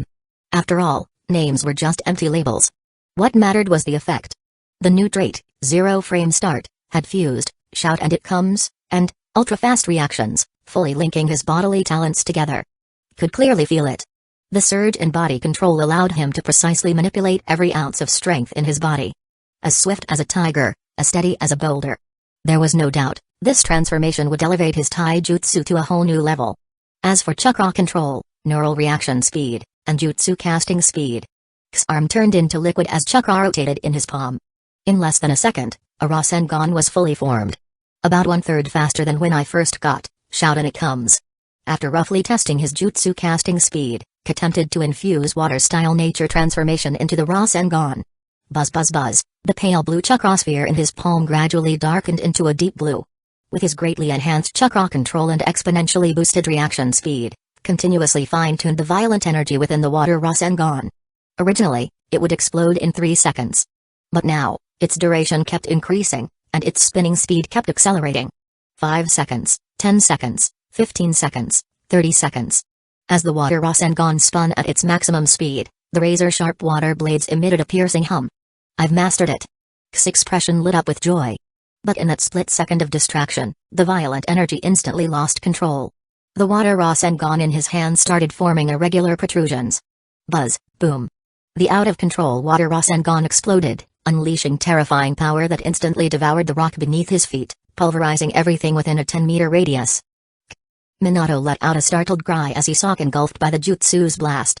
Just as he was about to charge in despite the residual shockwaves, Ongoka firmly grabbed his arm. He is fine. It looks like he used the same space-time jutsu as you and retreated into the lab. Huh? Minato, overwhelmed by worry, hesitated for a moment. Then, he quickly recalled the space-time fluctuations he had vaguely sensed when saving Ongoka before.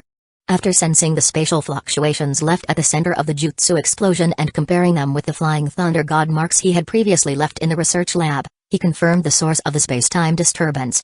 His brain froze for a few seconds before his face was filled with speechlessness and frustration. The flying thunder god jutsu, plus a Rasengan infused with nature transformation. His best friend had been hiding such a trump card all along. Back during their sparring match on the ship, this guy had definitely been holding back on him. The violent residual shockwaves of the jutsu gradually faded. The place where the boulder originally stood had now transformed into a deep, sunken crater. The steel gate hidden behind the boulder was riddled with scars from the impact of the jutsu. Countless razor-sharp water blades, fine as strands of hair, had completely pierced through the steel gate, leaving behind numerous tiny slits. Everyone witnessing this scene felt a chill run down their spine. Even the steel gate, which was merely at the edge of the jutsu's blast zone, had been shredded like this. If this had hit a person instead, not even a piece of flesh would be left intact. Creak, boom. With a groan, the research lab's steel door finally collapsed, crashing into the massive crater left by the water Rasengan. Who had just reached out to push the door open, twitched at the corner of his eye as he looked at the scene before him. He had only felt that relying on the Hazuki clan hydrification jutsu was a bit risky earlier, so he had used the Flying Thunder God to escape just in case. But he hadn't expected the actual destructive power to be this terrifying. So it's just like the Rasen Shuriken. A nanoscale water blade that can completely destroy cells? Crouched down, ran his fingers across the fine cut marks on the steel door, and examined the traces left in the crater. He let out a silent sigh of relief. Thankfully, he didn't get cocky just now. If he hadn't dodged in time. Hydrification? Even his water molecules would have been obliterated. I can't believe it actually worked. Minato crouched beside, also running his fingers across the mirror-smooth surface of the crater. 3 years ago, he and Ked spent 4 whole months developing the Rasengan based on extreme shape transformation. After succeeding in creating it, the two of them had theorized about combining it with nature transformation. But the difficulty was too high, so they had given up on the idea at the time. Yet now, his best friend had actually done it. If this worked with water style, then what about wind style? Minato, am I awesome or what? Grinned smugly and slapped Minato's shoulder without restraint. Even though his water Rasengan was still unstable and exploded with the slightest distraction, as long as he successfully pulled it off once, he could do it again, and again. With enough practice, perfecting this move was just a matter of time. Yeah, you're awesome. Minato sighed helplessly but still played along, offering his praise. After a brief pause, he suddenly said, have you named this technique yet? If not, I came up with a few good ones: water style, Rasengan Super Speed Annihilation Zero style. Or water style, Ultra Spin Flying Blade Destruction. Stop. Instantly froze at the ridiculous, over-the-top names. If his jutsu actually got labeled with something that cringe, he could already imagine the sheer second-hand embarrassment of having to answer when his teammates asked what it was called after a battle. Still, it needed a name, just not one of Minato's ridiculous suggestions. Chapter 35, 3 Days of Torment, Lifetime of Luxury. The shimmering sea reflected the sunlight as a 3-masted sailing ship, its sails billowing, steadily made its way toward the borders of the Land of Fire. Standing at the ship's bow, Minato and Ongoku held hands, enjoying each other's company. They laughed and thought about their childhood memories and personal growth. Even though they had been talking like this for 3 days straight, it still felt like they had endless things to share. On the ship's aft deck, 2 crows were cawing wildly at a falcon, which was chained to the mast.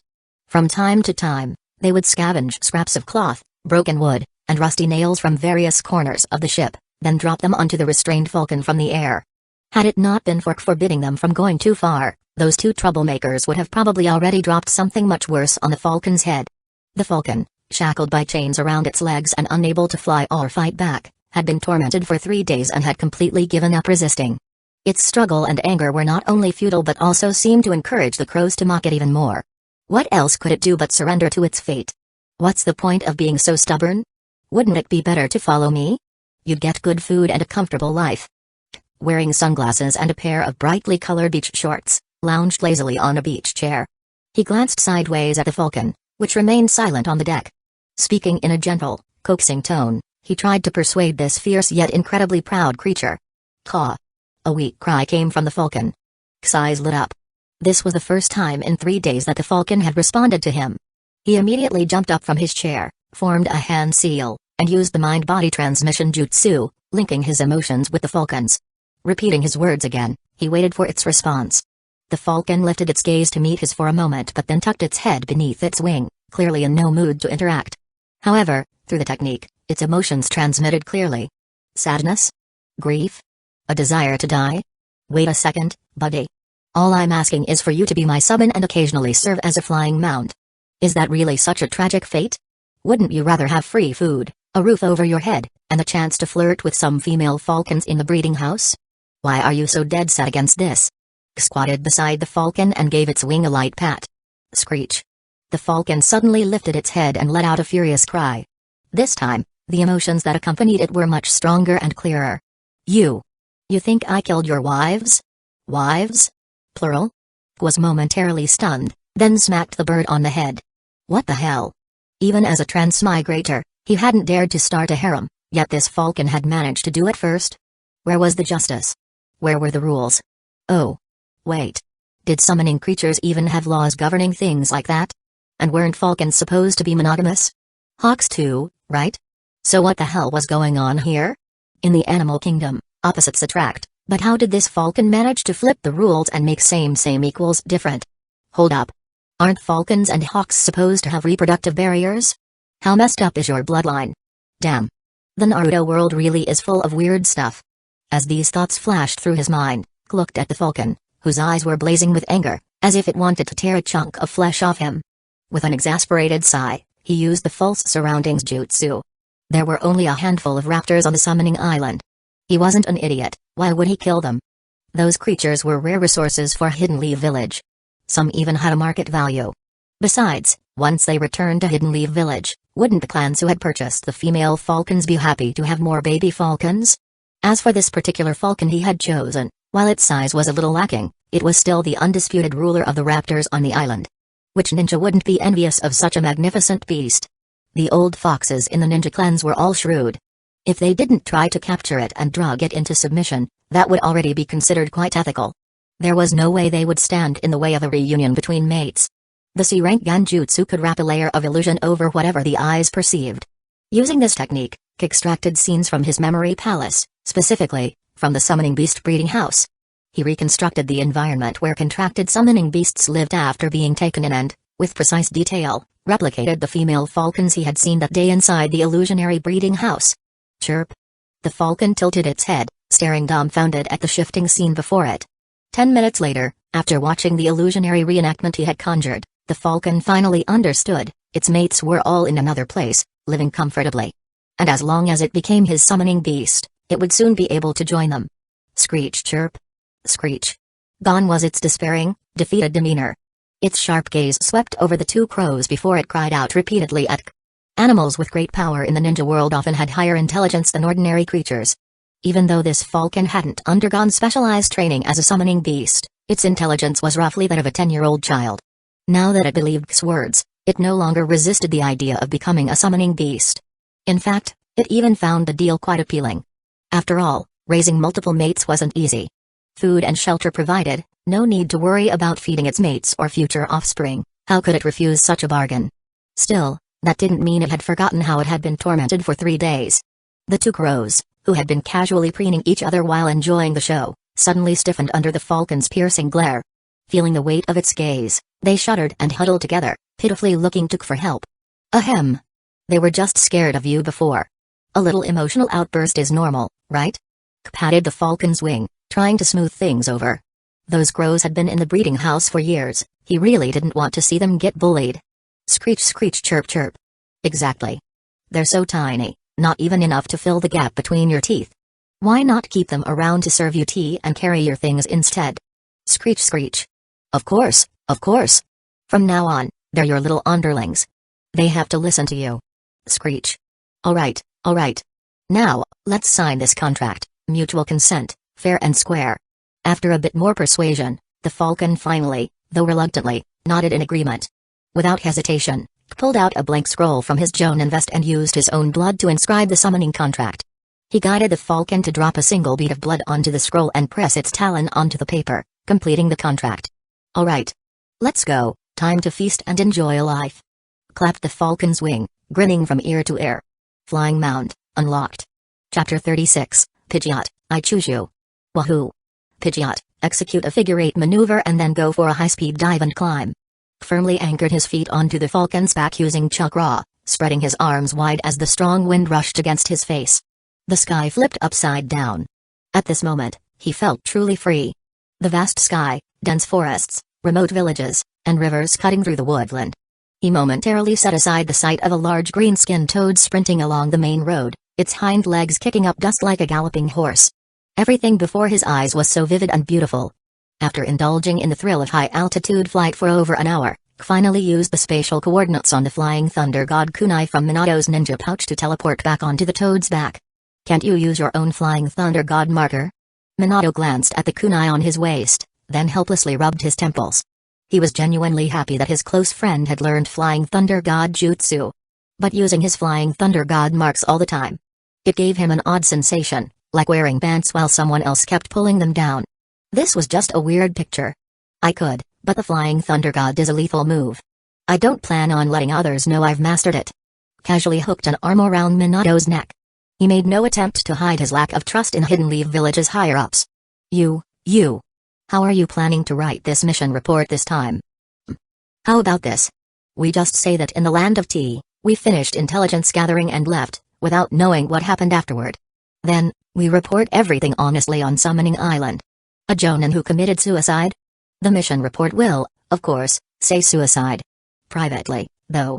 Well, let's inform the third Hokage and hand over the Hazuki clan's secret techniques along with the legacy of the second Mizukage. After all, I am a loyal inheritor of the Will of Fire. Oh, I'm sure the Hokage will be so grateful to you. Minato rolled his eyes, something quite rare for him. He wasn't stupid. It was obvious that was just dumping the problem onto the third Hokage. The secret techniques of the Hazuki clan weren't something ordinary people could learn. These techniques were ridiculously difficult to master. Not only did they require an extremely high level of water-style mastery, but also exceptional illusion prowess, and even the ability to modify the Hazuki clan hydrification jutsu into an oil-based form. Ever since Genjutsu's passing, the clan had struggled for years. Had they ever produced another Genjutsu? To Hidden Leaf Village, this was just like the first Hokage's wood-style scroll. If they discarded it? What if some genius actually managed to learn it? If they studied it? Sorry, not possible. Handing over this kind of technique scroll meant that given the third Hokage's personality, he would probably stash it away, even if he found it a headache. After all, this was the legacy of the second Mizukage. Adding to Hidden Leaf Village's arsenal was never a bad thing. But if they just quietly kept the scroll, and someday the Hazuki clan found out that could use their secret techniques. Even if the Hokage wanted to complain, he'd have to take responsibility. By submitting the scroll through official channels, even the two old geezers in the Hidden Leaf Village Council, who loved to shift blame, would have no grounds to criticize. Oh please, no need to thank me. It's my duty. Was completely unfazed by Minato's sarcastic tone. When will your actions ever match the nonsense you spout? Where did you even learn this sarcastic tone? Didn't I pick it up from you? Hey, Angoka, you be the judge here. Angoka, standing to the side, covered her mouth, giggling as she watched the two banter. The worries and unease she had about settling down in Hidden Leaf Village gradually faded away in the warmth of their laughter. 2 days later, inside the Hokage's office in Hidden Leaf Village, Hiruzen finished reading the mission report submitted by Ken Minato. Then, he glanced at Angoka, who stood nervously beside Minato, before shifting his gaze to the two secret technique scrolls and one sealing scroll on his desk. His temples throbbed. He felt like he couldn't breathe properly. Bringing an Uzumaki clanswoman into the village was one thing, after all, the High Council had already approved a motion to take in Uzumaki refugees. Even though Angoka had previously worked in a research facility in Kiri, as long as she carried the Uzumaki bloodline and held no hostility toward Hidden Leaf Village, the village would gladly welcome her with open arms. But, what were these other things? The same Ada? The secret techniques of the Hazuki clan? The techniques of the second Mizukage? Did they want to provoke the lunatics in Hidden Mist Village into launching an attack tomorrow? This mission will be classified as top secret. The Hazuki clan's techniques will be sealed in the archives under the category of extremely high training difficulty. As for the second Mizukage's jutsu, it will be added to the Scroll of Seals. You two may select 2 jutsu from the archives or the Scroll of Seals as a reward. The third Hokage massaged his temples with both hands. With war looming on the horizon, the last thing he wanted was this kind of mess. But a village's strength was built upon its arsenal of jutsu. Could he really reprimand his subordinates for bringing back such an invaluable secret technique? If he discouraged this kind of contribution now, who would dare to do it in the future? He had to admit, he was at a loss. It was supposed to be a routine reconnaissance mission with some danger. How had it turned into this? Hokage-sama, in that case, I'll be taking this, said with a sheepish grin as he walked up to the desk, grabbing the scroll that contained Seimada. He used Kushina as an excuse, claiming he had promised to bring her back a local specialty. Minato's expression twitched ever so slightly. Seimada is a local specialty? Well, It is unique to Kiri, so technically, that's not wrong. Hidden Mist Village still values its 7 ninja swordsmen highly. Until the conflict between them and Hidden Sand Village is settled, do not flaunt that weapon in public, Hiruzen warned after a moment of contemplation. He ultimately chose not to confiscate Samada. After all, a ninja's spoils of war rightfully belong to them. Seizing an individual's battle loot was a tricky issue. Besides, Hidden Mist Village and Hidden Sand Village were already at each other's throats. At this moment, over a single sword, neither village would risk bearing their fangs at Hidden Leaf Village, whether for strategic reasons or out of sheer hatred toward each other. Still, it was best to play it safe. Once the two villages were deep into their war, then would be the perfect time to reveal Samada. Got it. K's grin became even more genuine. As expected, the third Hokage was a good man. Before returning to the village, he thought he'd have to fight to keep Samada. But to his surprise, the third, who hadn't yet reached his twilight years, was far bolder than he had imagined. Not bad, not bad. This old man was so straightforward that he definitely deserved to be scammed 2 fewer times in the future. Chapter 37, 1,000 Emotions in One Glance. Leaving the Hokage's office, Minato and Ongoka were arguing over the issue of housing. Minato wanted Ongoka to move directly into his home. Having suddenly arrived in an unfamiliar environment, Ongoka felt an extreme lack of security and naturally didn't want to be separated from her lover. After all, this was Hidden Leaf Village, the place where Minato had always lived. She couldn't help but worry. If she moved in with him right away, would it cause trouble for him? Would others think she was too frivolous? Who had always been perceptive, naturally wouldn't suggest something like go live with Kushina at a time like this. First, Hiruzen had just completely avoided mentioning Kushina, clearly indicating that he still didn't fully trust Ongoka. He didn't want this newly arrived Uzumaki clan member to interact rashly with the Nine-Tails Jinchuriki. Second, his good friend had finally found love and was about to gallop toward a happy future. As the one who played matchmaker, it would be far too cruel to interfere now. Minato, Ongoka, the flowers at home haven't been watered in a while. I'm heading back first. Casually found an excuse, bid farewell to the two, and then turned around, heading toward the Yamanaka clan's territory. Hidden Leaf Village's streets remained lively. Pedestrians filled the roads, and the city buzzed with activity. The atmosphere of daily life permeated the alleys. Even though K had been away for just a few days, nothing had changed. Compared to the chaotic world outside, where villages and towns frequently erupted into battles and disorder, Hidden Leaf Village seemed like a peaceful sanctuary amid the turmoil. At the very least, most people on the streets didn't have expressions of numbness or suffering but rather genuine smiles from the heart. Hidden Leaf Village really is wonderful. A soft female voice came from not far away. The tone was light, just a few simple words, yet it carried 1,000 emotions. Nostalgia, reluctance, longing, resolve. Something about the tone made K turn his head to look at the young woman observing the same street scene as him. She appeared 2 or 3 years older than him. She wore a black robe, with a pair of round black-framed glasses on her face, and her long, pale gold hair was mostly hidden under a white hood.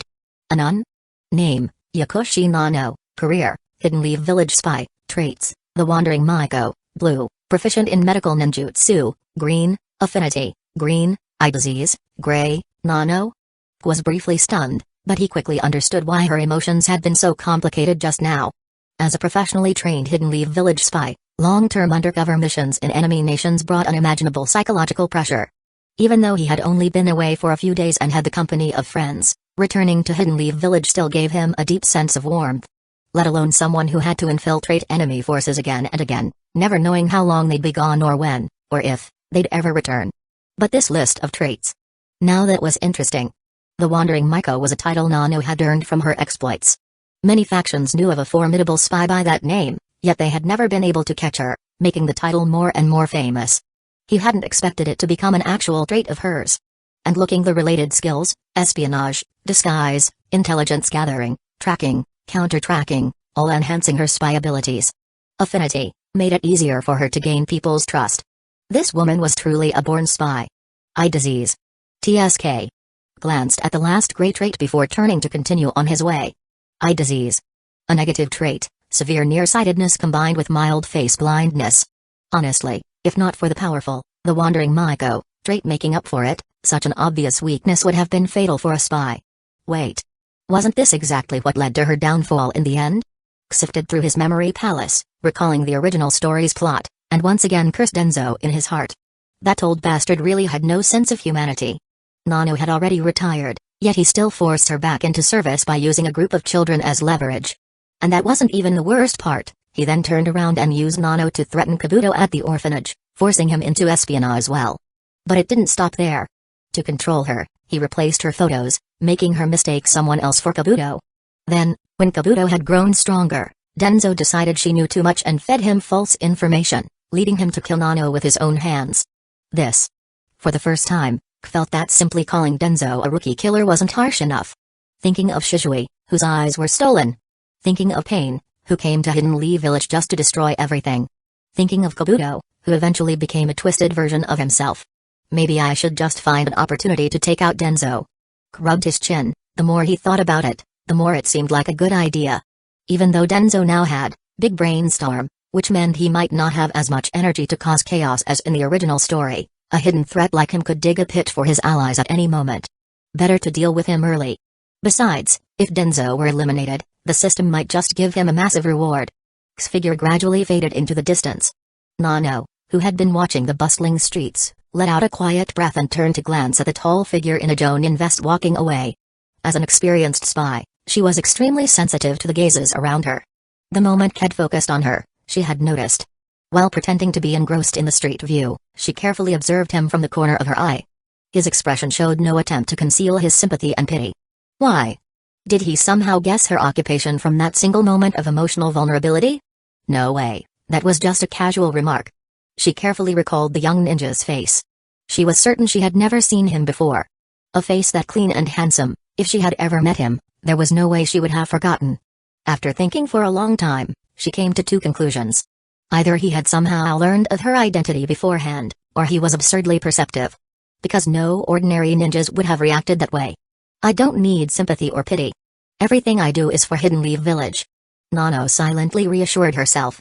She took one last look at the vibrant, bustling streets of Hidden Leaf Village. Then she took a deep breath, adjusted her mindset, and prepared to set off for her next intelligence-gathering mission. At that moment, turned back once more, watching the direction in which Nano disappeared. With his top-tier sensory abilities, how could he not notice her moment of tension? In the analysis team, he had seen plenty of captured spies from other villages. People like that feared nothing more than having their identities exposed. Even if a fellow Hidden Leaf Village ninja approached them recklessly, it could cause them immense anxiety. Judging by Nano's demeanor, she was clearly heading out on another mission. At a time like this, he wouldn't do anything to disrupt her state of mind. May you return safely. Chapter 38, Counter-flipping the legendary sucker. He wandered leisurely back to the entrance of the clan's territory. Glanced toward his home, noticing the wisps of smoke rising from the chimney and a few elderly clan members looking at him with teasing expressions. Kushina was definitely at his house. Recalling what Minato had told him before leaving Hidden Leaf Village about the gossip circulating at the temporary Jonin standby station, he felt a slight headache coming on. Given Kushina's habit of frequently visiting the Jonin standby station, there was no way she hadn't heard those rumors. A loan turning into a bride price, a savings book becoming undeniable proof of the relationship, staying over for one night turning into solid evidence of cohabitation. Sanpei, come here. Waved at a clan member, who had just returned from outside carrying a basket of vegetables. What's up? Sanpei, who had just entered his 6th year at the Ninja Academy, still had the clear-eyed foolishness of youth. Seeing calling him over, he ran up eagerly. While I was away, did the heads of the Inoshikacho clans get beaten up? Huh? Who would dare beat up them? Do you know where the temporary Jonin standby station is after the previous one was destroyed? Why yeah, I do. Has it been torn down? Huh? And no, it hasn't. Keep your innocent look, and go home early for dinner. Generously pulled out a few 200 ryo bills from his pocket and stuffed them into Sanpei's hands. He thanks. Sanpei grinned, tucked away the money, and happily bounced home. If answering a few simple questions could earn him this much pocket money, then K was definitely the most generous man in the clan. Had successfully gathered the answers he needed. Instantly, he felt at ease, his heart no longer pounded, his face stayed cool, and he walked with confidence and swagger. If Shikaku, Inoichi, and Choza, those notorious gossip spreaders, hadn't been beaten up, it meant Kushina hadn't taken her anger out on them. And if the temporary Jonin standby station hadn't been demolished, it meant Kushina had known about these rumors in advance. Or rather, these rumors had started spreading with her tacit approval. Though he wasn't sure how Shikaku and the others had communicated with Kushina, the fact that she had allowed this meant she had made up her mind. She wasn't hiding it anymore. She wanted to be with him. Otherwise, what kind of girl would tolerate such rumors? Should he start being more proactive? She had already gone this far. As the man in the relationship, he needed to show enough sincerity and commitment. After all, love was a two-way street. He couldn't possibly let the girl take the lead in confessing, right? With his hands in his pockets, hummed a cheerful tune from his past life and strutted toward his house with an air of unshakable confidence. Meanwhile, the elders sitting at the clan entrance exchanged glances. What's up with him? No idea. But I saw him give Sanpei some money. He must have gotten the answers he wanted. Is Lady Tsunoda's name really not intimidating enough anymore? I thought he'd bolt at the mention of Tsunoda's name. Last time Jiraiya offended her, that punch. My mom, cough, my wife just called me for lunch. I'm heading back. Same here. It's noon already, time for lunch. Yeah. The clan members who had gathered at the entrance suddenly scattered. And before he even reached his doorstep, multiple chakra signatures, through various sensing jutsu, locked onto his front door with precision. Furrowed his brows. Seriously? You bunch of old geezers, missing limbs and all, really have nothing better to do? Can't a guy just have a relationship without you gossiping about it? If the clan's sensory barrier wasn't activated, would you all just go ahead and sense inside the house directly? And what's with these so-called hidden sensory techniques? One or two, fine. In Hidden Leaf Village, most people wouldn't notice. But for fuck's sake, 8 of them stacked together? Anyone would feel like they were being watched. He raised a proud middle finger toward the sky. Made up his mind, he needed to open that breakfast shop he had been planning as soon as possible. Weren't these old geezers too idle for their own good? Grinding tofu, making soy milk, steaming buns, shaping dumplings, frying dough sticks, flipping pancakes, pan-frying shrimp dumplings. No rush, he had plenty of work to keep them busy. But for now, he had to make them back off first. Maintaining his middle finger salute, directly infused a mental shockwave from his illusion into the dozen or so sensory techniques targeting him. Ow! You little bastard. That was dirty. Ah! My hemorrhoids. Ugh! You brat. I was just checking on you, and you dare hit me with such a nasty jutsu? Honey. Come help me look at this, you're not even 50 yet. And you already shit yourself? Let me explain. The once quiet Yamanaka clan compound instantly erupted into chaos. Especially in the house of that poor guy who, thanks to the Ganjutsu, suddenly lost control of his sphincter. Complete and utter mayhem. Sensing that all the sensory techniques had dissipated, nodded in satisfaction. Standing in front of his house, he took several deep breaths. After composing himself, he finally reached for the handle and pushed open the door. I'm home. His voice carried an uncharacteristic gentleness. That was, until he saw the blonde woman sitting cross-legged in a living room just past the entrance. She was holding a bottle of sake, her face flushed with intoxication. His smile instantly froze. Shit. He guessed wrong. Brat. I've been waiting for you.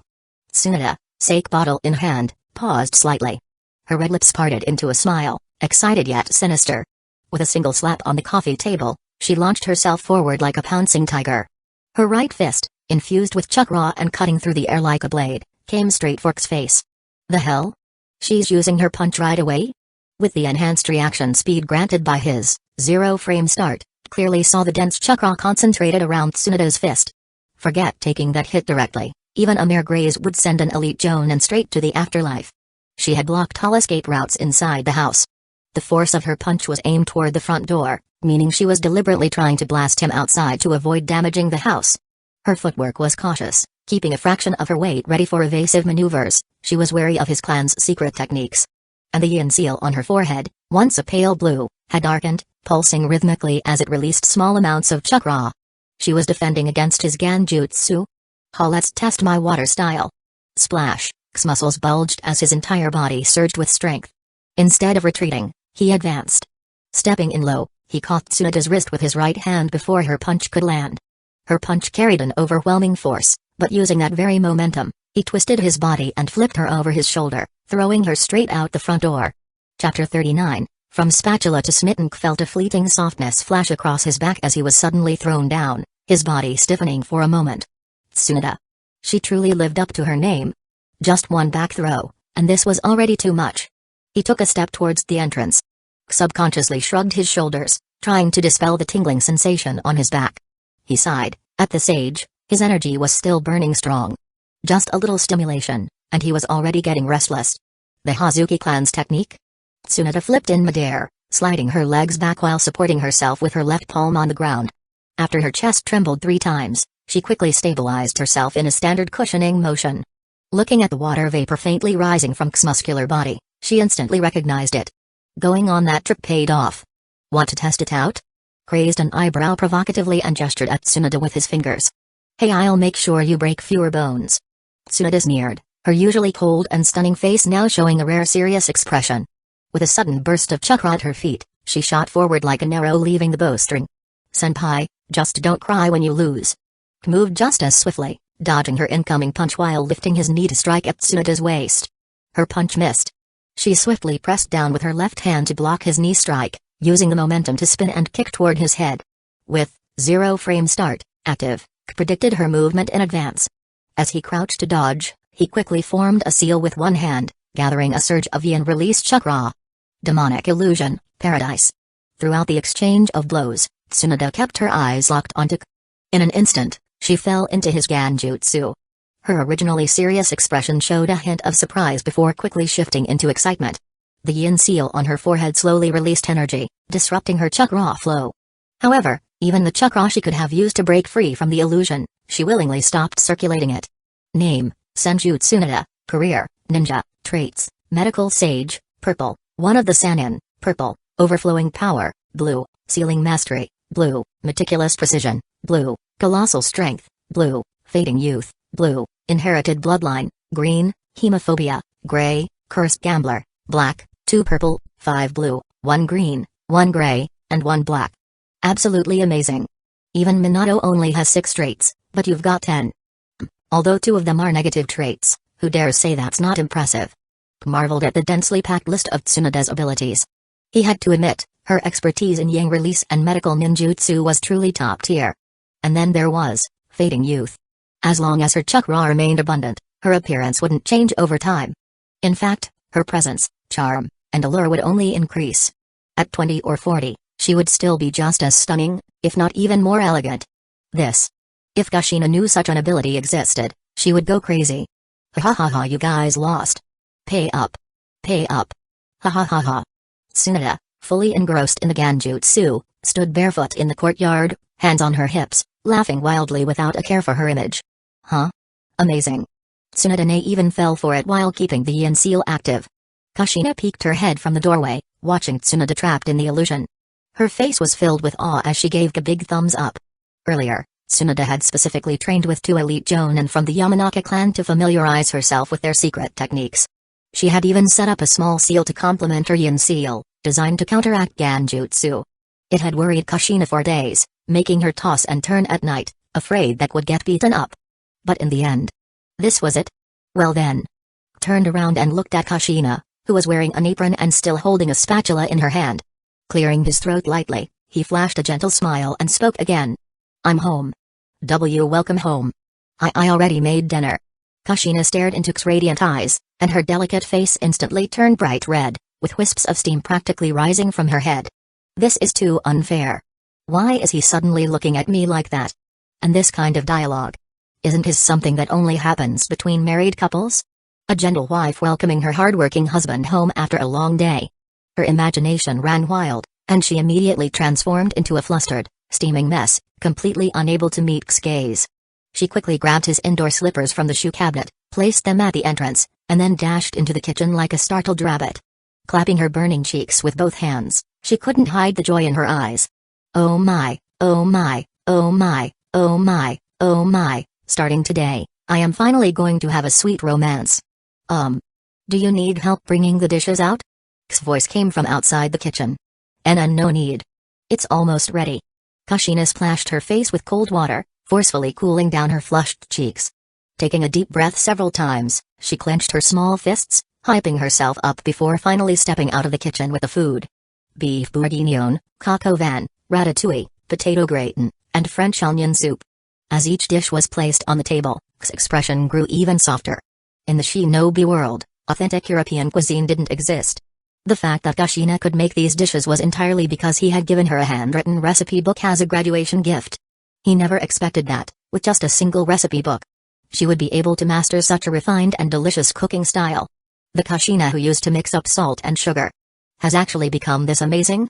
Chuckled, offering her a heartfelt compliment. Humphrey, of course. There are plenty of people who want to taste my cooking but don't even have the chance. Kushina proudly lifted her chin, completely defenseless against this kind of praise. Back in the academy, she had been utterly conquered by K's homemade bento, freeloading off him for years. Who would have thought that the moment they graduated, he would get caught up in non-stop missions?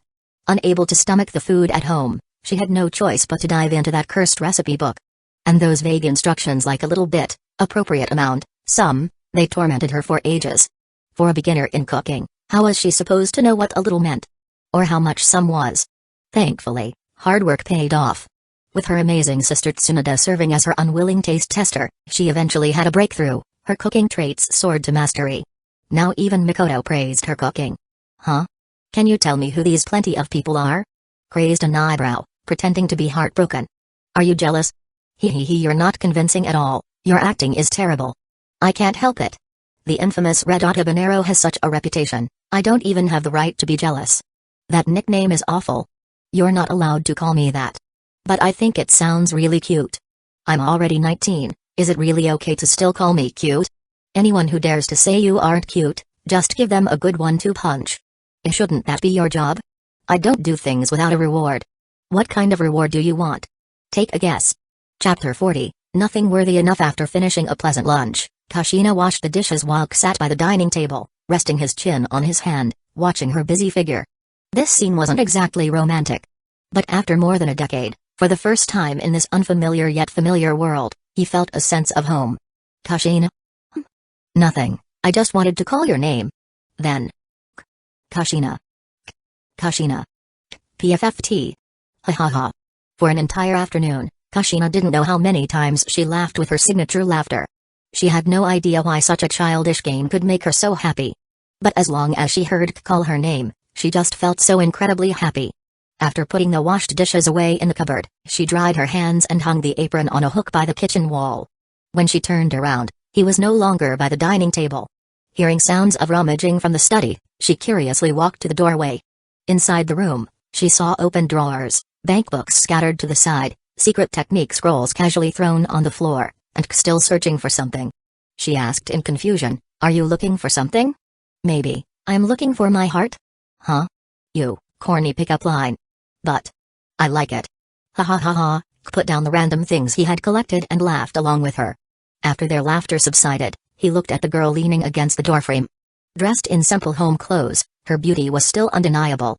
In a soft voice, he spoke. "I was originally looking for something worthy enough to match you, so I could confess and ask you to be my girlfriend." And then? Kushina froze for a second, realizing what was about to happen. Her heart pounded nervously, but she was also full of anticipation. Even though just being with K made her feel incredibly happy, like every girl, she still hoped for a proper confession to confirm their relationship. "But then I realized. Nothing is worthy enough to match you. So instead, I entrust my happiness to you. Kushina, be my girlfriend." "Yes." Kushina nodded vigorously. She was beyond happy, yet tears still streamed down uncontrollably. She remembered how Shikako once told her that K cherishes every relationship deeply, whether it was family, friendship, or love. Because of this, at first, he always seemed a little distant. Maybe he feared lies. Maybe he feared loss. Maybe he feared betrayal. So when you take the first step toward him, he might retreat. With the second step, he might hesitate. But when you take the third, fourth step, he will abandon all worries and run toward you. "Shikaku, I did it. K is running toward me." K suddenly pulled Kushina into his arms, wrapping his arms around her slender waist and spinning her in circles. "Woo Kushina, congratulations. You're officially taken. PFFT, how can you joke at such a touching moment? You look the most beautiful when you smile." Then congratulations to you too, you're taken now." "Ha ha ha, same to you, same to you." "Honk honk honk, if you keep laughing like that, our house is going to turn into a zoo." "Humphrey. I'm not a big goose." Kushina playfully punched K's chest, tears still glistening in her eyes, filled with satisfaction and happiness like never before. Standing on her tiptoes, she hooked her arms around K's neck. How could K not know what this posture meant? Without hesitation, he leaned in and kissed her. Kushina used to wonder why couples in movies could never seem to kiss enough. Now, she finally understood. Because this was the purest and most direct expression of love, far more meaningful than a million words saying, "I want to be with you forever." 21. Dealer wins. Dealer wins. Ha ha ha, hand over the money. If you won against me, spit it out. Ha ha ha ha. Tsunoda's excited, almost crazed voice echoed from outside the room. Kushina, still lost in a daze, suddenly realized, 2 buttons of her collar were undone, and even her belt was half loosened. Tsunoda is still outside. Then should we wait for her to leave before continuing? Teased, pulling the flustered Kushina, who was hurriedly fixing her clothes, back into his arms. After she playfully punched him twice, he twirled a strand of her fragrant, silky hair between his fingers and asked a question he had long forgotten to ask. Kushina, back then, how did Shikaku at Inoichi convince you not to get mad after hearing all those rumors? Am I that short-tempered? Humphrey, go ask Inoichi yourself. I'm not telling you. Kushina pouted, recalling those past events, and buried her face in K's chest. Those rumors, she didn't need Shikaku to persuade her at all. It was her who noticed K's changes, who could no longer hold back her feelings, yet feared the obstacles that might come their way. So she had gone to seek help from Inoichi. And Inoichi? He had simply taken her straight to Shikaku. That was how the storm of rumors had started, along with all the evidence that seemed to confirm them. You have the best temper, ha ha ha ha. K didn't push the matter further. If Kushina didn't want to say it, he could always ask Inoichi later. You smug bastard. Kushina muttered under her breath and hugged her hard-won lover even tighter. Oh right, why is Tsunoda at our place? She came back to the village a few days ago and asked me for a loan again. So I used that phrase you taught me last time. Then she insisted on waiting for you, so we ended up here. Should I be thanking her for bringing you over? Oh, did you bring your clothes and daily necessities? And no. Then should I go back with you to pack? Okay. Kushina's face flushed red again. She was bold, sure, but she was still a girl. Now that they were taking this step, even she felt shy. Both of them were the type to act immediately once a decision was made. After putting on their shoes, they stepped out of the room. Seeing Tsunoda's alternating expressions, sometimes twisted in frustration, sometimes flushed with excitement, Kushina couldn't help but ask worriedly, is she going to be okay like this? She'll be fine. With her yin seal passively releasing chakra, she should have noticed and disrupted it ages ago. Huh? Then why is she still? She probably realized forcefully breaking the Genjutsu would cause mental strain. And later. She just didn't want to wake up. It's a casino, after all, for a gambling addict like her, this is pure heaven. A casino? It's a scene I created with Genjutsu. Briefly describe the casino's appearance. He had never been to the world's famous gambling cities in his past life, but he had seen movies and played plenty of games. Inside his memory palace, he had jumbled together chaotic movie scenes with all sorts of gambling games, blackjack, baccarat, Russian roulette, poker, mahjong, dominoes, dice games. With such an overwhelming variety, it would be strange if Tsunoda could resist. And in this Genjutsu space, she wasn't affected by cursed gambler. She wouldn't only lose, nor would winning immediately trigger some disaster. For someone as legendarily unlucky as her, even winning a little was already paradise. Genjutsu? Even if it killed her, she'd want to finish enjoying it first.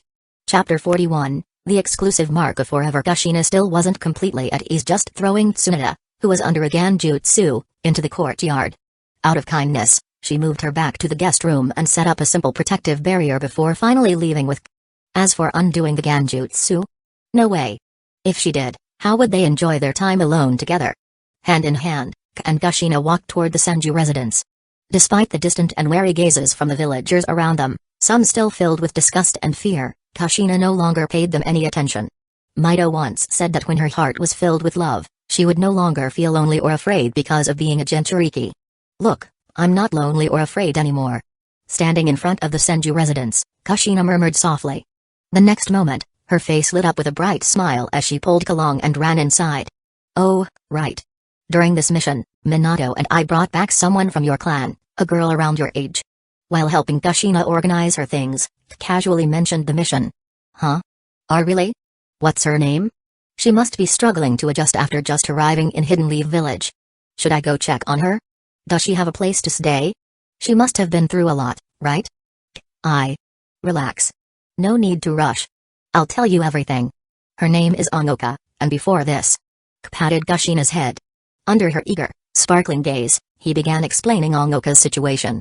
Compared to Kushina's childhood, Ongoka had actually been quite lucky. When the land of whirlpools was destroyed, she managed to escape safely thanks to her parents' protection. Although she lived as a refugee for a while, she soon settled in the land of the sea. Since both of her parents were ninjas, even though they later worked as simple hunters, they managed to live a decent life. Later, by chance, her parents got involved with an underground bounty exchange and somehow ended up on Summoning Island, helping researchers control unruly summoning beasts. Due to old injuries from their ninja days, her parents both passed away 3 years ago. Since then, she had taken over their work, assisting the research efforts on the island. It wasn't until Ken and Minato arrived that she learned the island was secretly backed by Kiri. After being rescued by Minato, the survivors from the research facility were taken to Hidden Leaf Village. Having nowhere else to go, Ongoken naturally followed them here. So he actually pulled a hero saving the damsel move to trick an innocent girl. And he even brought her straight home. Kushina made a face full of disdain, but deep down, most of her worries had already eased. Because Ken and Minato were close, she was also quite familiar with Minato. Even though she always thought he was a bit too soft and gentle, she knew he was a reliable person when it came to his comrades. If Minato was looking after Ongoka, then there was no way she'd be as lost, confused, and lonely as Kushina had been when she first arrived in Hidden Leaf Village. Ha ha ha. Exactly. He is definitely no good. Ha ha. Wholeheartedly agreed, without a hint of guilt. On the way back, he had already complained to Minato multiple times, telling him to tone down his lovey-dovey behavior. But that guy? 1 ear in, 1 ear out. 1 second, he'd promised to behave. The next second, he was lying in his girlfriend's lap. Even meals had to be, you feed me a bite, I feed you a bite.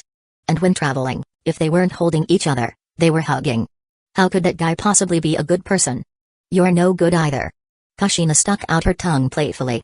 She happily labeled Kaz just as bad as Minato. Don't think she didn't know. Out of all the Hidden Leaf Village ninjas in their generation, Kaz had the worst personality. He looked bright and handsome on the outside, but when it came to pranks, absolutely ruthless. All those self-invented and modified Ganjutsu, here's a D for you, ecstatic tentacle games, glory mole, I am your father, golden shower. Just from the names alone, who in their right mind would believe he was a good guy? So, you finally said what you really think? Gently pinched Kushina's nose. Looking at her radiant, mischievous smile, he suddenly felt a little hungry. For something else. We should finish packing. If we're too late, Tsunade might just tear the house down. Under K's intense, wolf-like gaze, Kushina immediately chickened out. TCH, weren't you really bold before? No matter how bold I was before, it was at the past.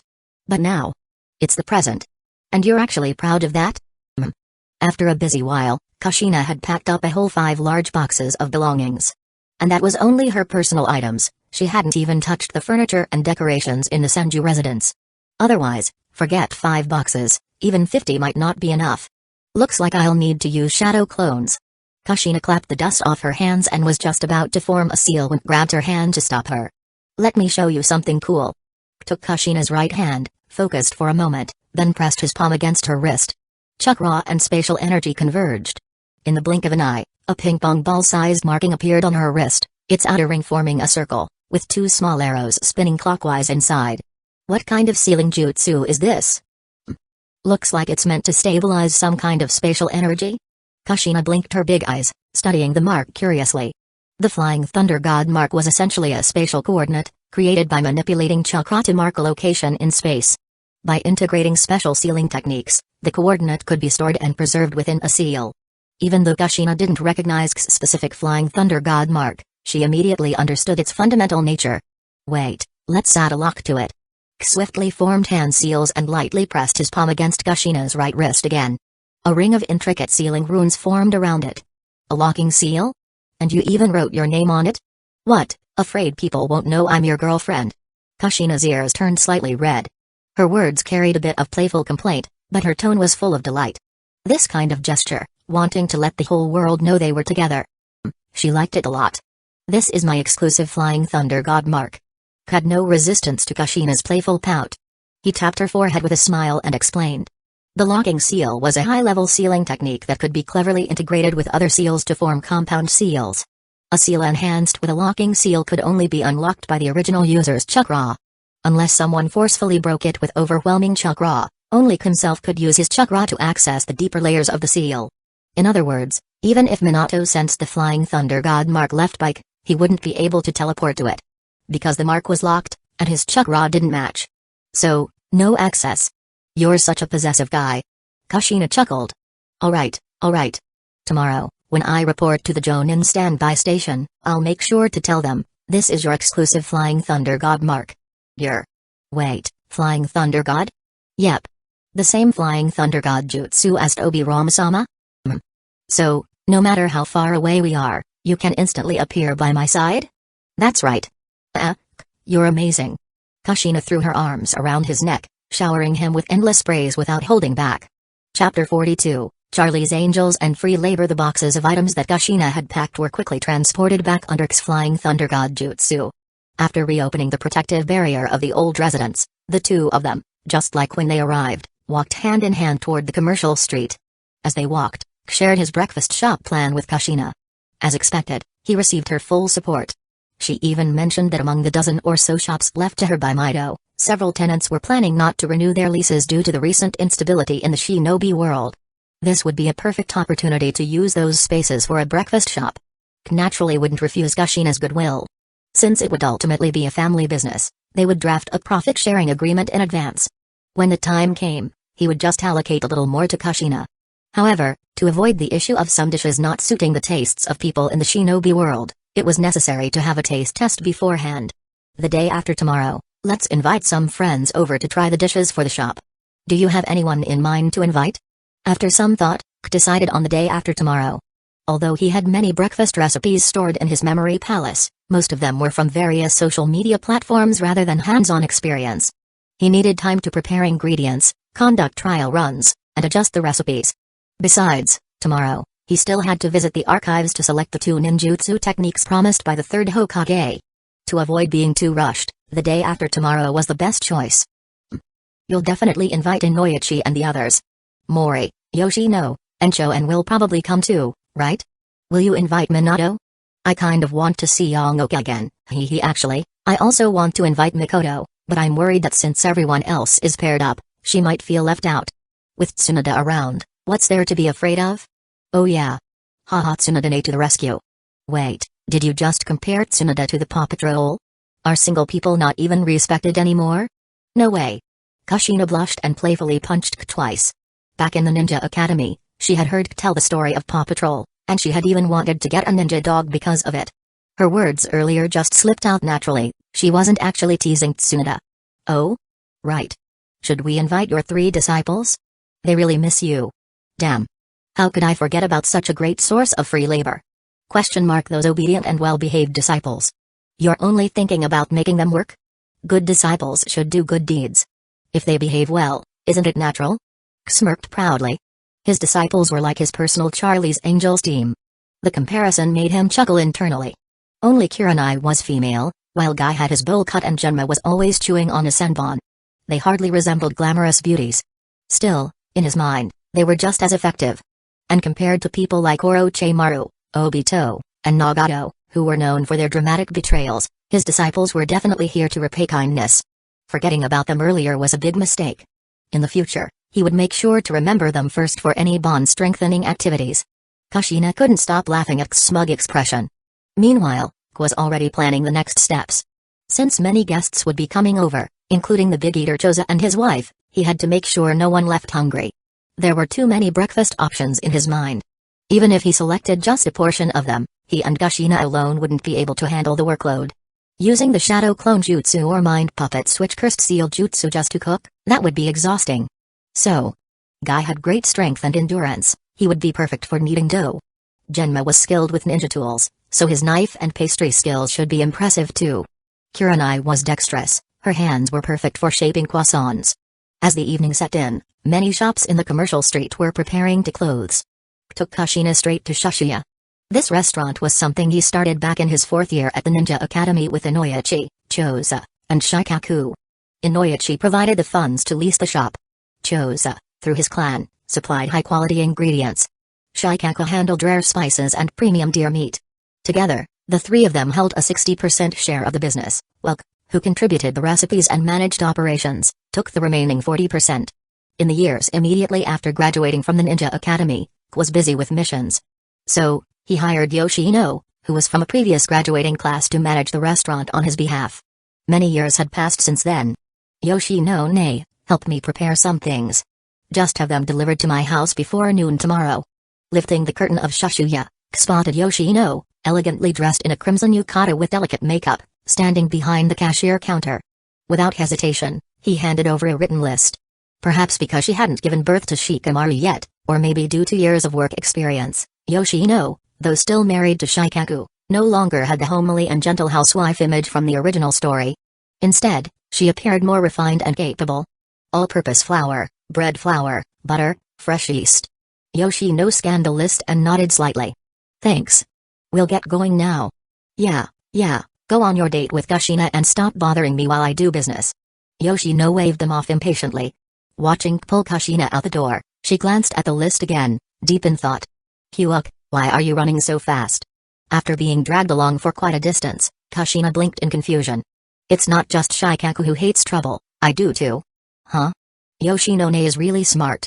Do you believe that just from that list, she'll be able to figure out a lot? So what? What's the trouble? Kushina looked completely clueless. She has talked about expanding the business for a long time. If she finds out about the breakfast shop, what do you think her reaction will be? She'll want to manage it. Bingo. And that's a problem because she has to convince Shikaku herself. I don't want to be blamed for it. That guy wouldn't dare argue with her. Sighed and explained the situation between Shikaku and Yoshino. After their marriage last year, Shikaku had already complained countless times about how profitable Shushuya was. And as the wife of the Nara clan's leader, Yoshino had outright refused to help manage the clan's medicinal herb and livestock businesses. Instead, she left early and returned late every day, fully focused on Shushuya, insisting that it was her career. What could do? He just wanted to fill his treasury a little. Was that so wrong? If a breakfast shop got added to the mix and Yoshino continued to run the business, Shikaku's expression would definitely turn as dark as storm clouds. Shikaku has that little authority at home? Genuinely didn't know how to respond to that. Had his actions somehow lowered Shikaku's household authority even more than in the original story? Well, considering that Yoshino was the woman who managed to keep 2 generations of Hidden Lee Village's tactical geniuses in line. Terrifying. Chapter 43, Red Hair, Red Fox, Red Fade. Alright, I promise I won't treat you like that in the future. Kushina slightly tightened her grip on K's hand. The evening breeze brushed past, lifting her vibrant red hair. With a smile as radiant as a blooming flower, she left momentarily dazed. Even though this world was far from perfect, there were always some people who shone brightly, bringing warmth and brilliance to the darkness.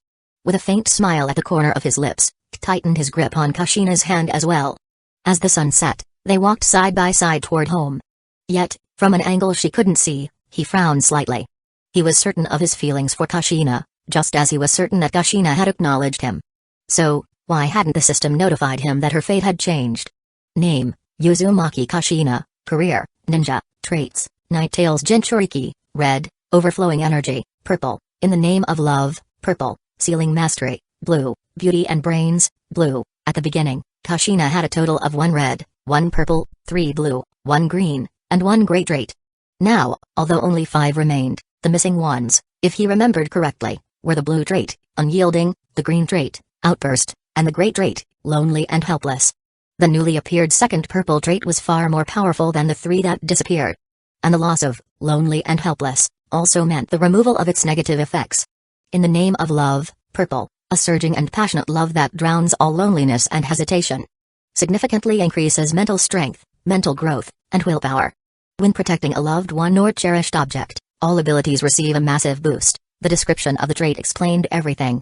Compared to when Minato and Ongoka started dating and Ongoka gained the green trait, mutual devotion, in the name of love, completely outclassed it.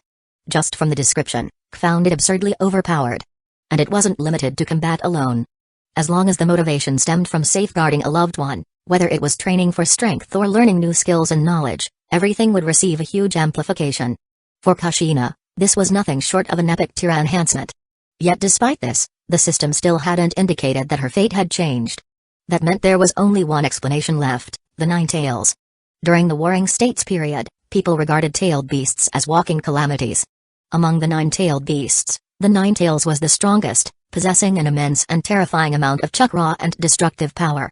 Even after being forcibly split in half by Minato later on, Naruto could still rely on just the yang half to dominate in the 4th Great Ninja War. A complete 9 tails sustaining a red tier trait? Not an exaggeration in the slightest. Moreover, The Nine Tails was a crucial piece of the puzzle for reviving the Ten Tails. Neither Madara nor the one manipulating things from the shadows would ever ignore it. On top of that, as a pure-blooded Uzumaki, Kushina had the natural talent to become a perfect Jinchuriki. Over the years, due to K's influence, she had become highly dedicated to mastering sealing techniques. Even if she hadn't reconciled with the Nine Tails yet, she had already forcefully extracted quite a bit of its chakra. Becoming a perfect Jinchuriki was only a matter of time. If Madara and Black Zetsu weren't complete fools, they would most likely attempt to eliminate this potential threat before she could fully mature. After all, if she reached the level of Mundo, even Madara himself would find it troublesome. K's eyes narrowed slightly as he recalled Obito's tactics in the original story. Logically speaking, Madara should now be in his twilight years. For the sake of his Eye of the Moon plan, he was unlikely to act personally. So, his top priority at the moment would be choosing and nurturing a suitable successor to carry out his will from within the Uchiha clan. But no matter how strong this successor was, even if it was someone like Obito, there was still an insurmountable gap between their strength and Madara's. Even if brainwashed by Madara and intent on attacking Hidden Leaf Village, they would never be strong enough to take on the village head-on. Their method of attack would likely be the same as before, waiting for the Jinchuriki to give birth, then taking advantage of the weakened seal to launch a surprise attack, forcefully summoning the Nine Tails. Kushina, how's the Nine Tails doing lately? Hearing K's question, Kushina tilted her head in confusion. Huh? It's doing great. Except for the fact that every now and then it curses out everyone it knows, then curses the toads, then curses the other tailed beasts. When it's not doing that, it either sleeps or senses the world around it. Where did it even learn to curse? Well, when it senses the world, it overhears things. And over time. Okay, fine. It cursed at me first, so I cursed back. After a while, it just became a habit. I see. K pressed his lips together, unsure of how to react. Back when Kushina first became a Jinchuriki, the Nine Tails had been filled with resentment, constantly rampaging within the seal.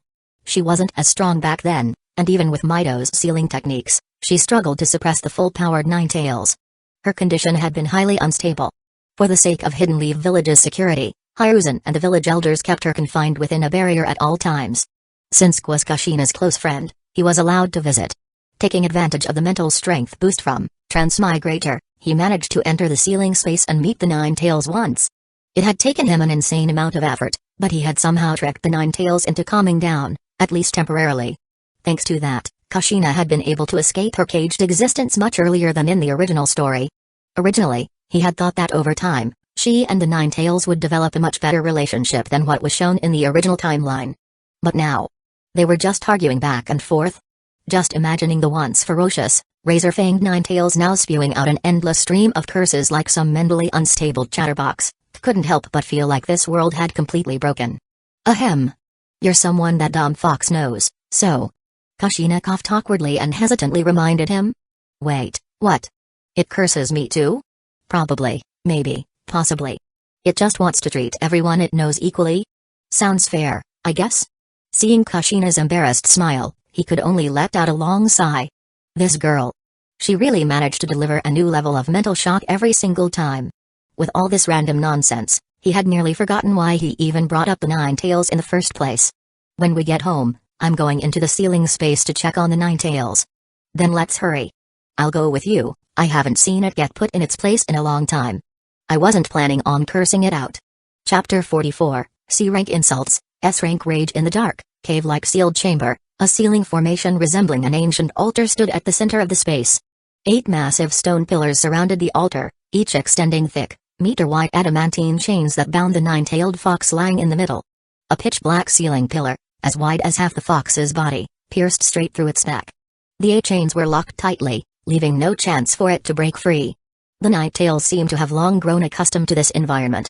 Its front paws overlapped before it, head resting on them as it breathed evenly. Its 9 tails drooped behind it, and even the slightest movement caused a sharp whistling sound through the air. Tap. Tap. Clear footsteps echoed from the tunnel at the end of the sealed space. The Nine-Tails' ears twitched slightly. As the chains rattled, it slowly raised itself from the ground. Its crimson slit pupils gleamed with a cold, menacing aura. Yo. Kurama, your living conditions have improved quite a bit, huh? A lazy, teasing voice came from. He still remembered the first time he entered Kushina's sealing space. Back then, the Nine-Tails was completely restrained inside a gigantic sphere resembling the 6 paths, Chibaku Tensei. Its front paws, hind limbs, torso, and all 9 tails were pierced through by ceiling pillars. Chains extended from these pillars, binding every part of its body tightly. Forget lying down to sleep, moving even an inch had been nearly impossible. It seemed that despite all their bickering, Kushina and the 9 tails had developed a much better relationship. Otherwise, Kurama would still be trapped in that ceiling sphere, playing some extreme bondage game. TCH, are you here just to get cursed at? Hearing K's voice, the 9 tails let out a snicker. Its crimson pupils flickered, but the previous bone-chilling malice had faded. After a lazy yawn, it shifted into a more comfortable position and lay back down on the ceiling altar. Pretty confident, aren't you? Chuckled, continuing forward. As he approached the altar, streaks of golden light illuminated the dark space. The glow revealed the 9 tails in full, its enormous, mountain-like body covered in vibrant orange fur. Name, Kurama. Career, prisoner. Traits, tailed beast, red. 9-tailed fox, purple. Chakra key, purple. Malice perception, purple. Hunter's instinct, blue. Fearless, blue. 9 loudspeakers, white. Resentment, gray. Prisoner, huh? Poor 9 tails, muttered inwardly as he glanced at Kurama's traits, examining each one with interest. Tailed beast, the fundamental power of the strongest chakra life form, providing an immense and infinite source of chakra. Even if killed, revival is swift. 9-tailed fox, a unique trait born from humanity's fear. It absorbs large amounts of negative emotions, increasing intimidation and the ability to manipulate hearts, drawing out the darkness in humans. Chakra key, the power that connects people and hearts, essentially an all-purpose adapter, much like the universal charging station seen in the Fourth War. Malice perception, a special ability beyond the chakra system, allowing it to distinguish between good and evil and sense spiritual thoughts. Hunter's instinct, enhances combat abilities. Fearless, boosts courage and perseverance in adverse battles. 9 loudspeakers. The hell? Ksai twitched violently. He felt like he had just seen something utterly cursed. Could it be that the more Kurama swore, the stronger it got? No wonder Kushina always said she couldn't outcurse the 9 tails. With a skill that increased volume, proficiency, and vocabulary while completely disregarding personal, Foxley, image, who in the entire shinobi world could possibly withstand it? Damn. My illusions are shattered. So this is the real Kurama? Brat, if you have something to say it. If not, scram and stop disturbing my sleep. The 9 tails shot a sidelong glance at K, who remained silent, and growled in a foul temper. With its menacing eyes and saliva-dripping fangs, any normal person would have been scared stiff and bolted on the spot. Unfortunately for Kurama, K was anything but normal. His expression? Simply indescribable. 9 loudspeakers. It was literally a loudspeaker now. The volume was significantly louder than before. You damn fox. If you keep barking, I swear I'll beat you up. At that moment, Kushina finally emerged from the corridor of the sealed space, cracking her knuckles and flipping the threat back at Kurama. TCH, drink less, eat more veggies. You think you're some old widow like that hag? Kurama sneered, eyes full of disdain. That fox face, if there was ever a perfect embodiment of mockery, this was it. Kushina's face turned red with rage, and the golden adamantine ceiling chains behind her tensed, ready to strike at any moment. If she were alone, she would have just cursed Kurama right back. But with her boyfriend here? No. Don't be mad, don't be mad. I'll take care of it for you. Quickly tried to pacify his tomato-faced girlfriend, realizing exactly who Kurama had just called a hag. He knew better than anyone how much Kushina revered Mito. For Kurama to just blurt out that, of course, she was going to explode.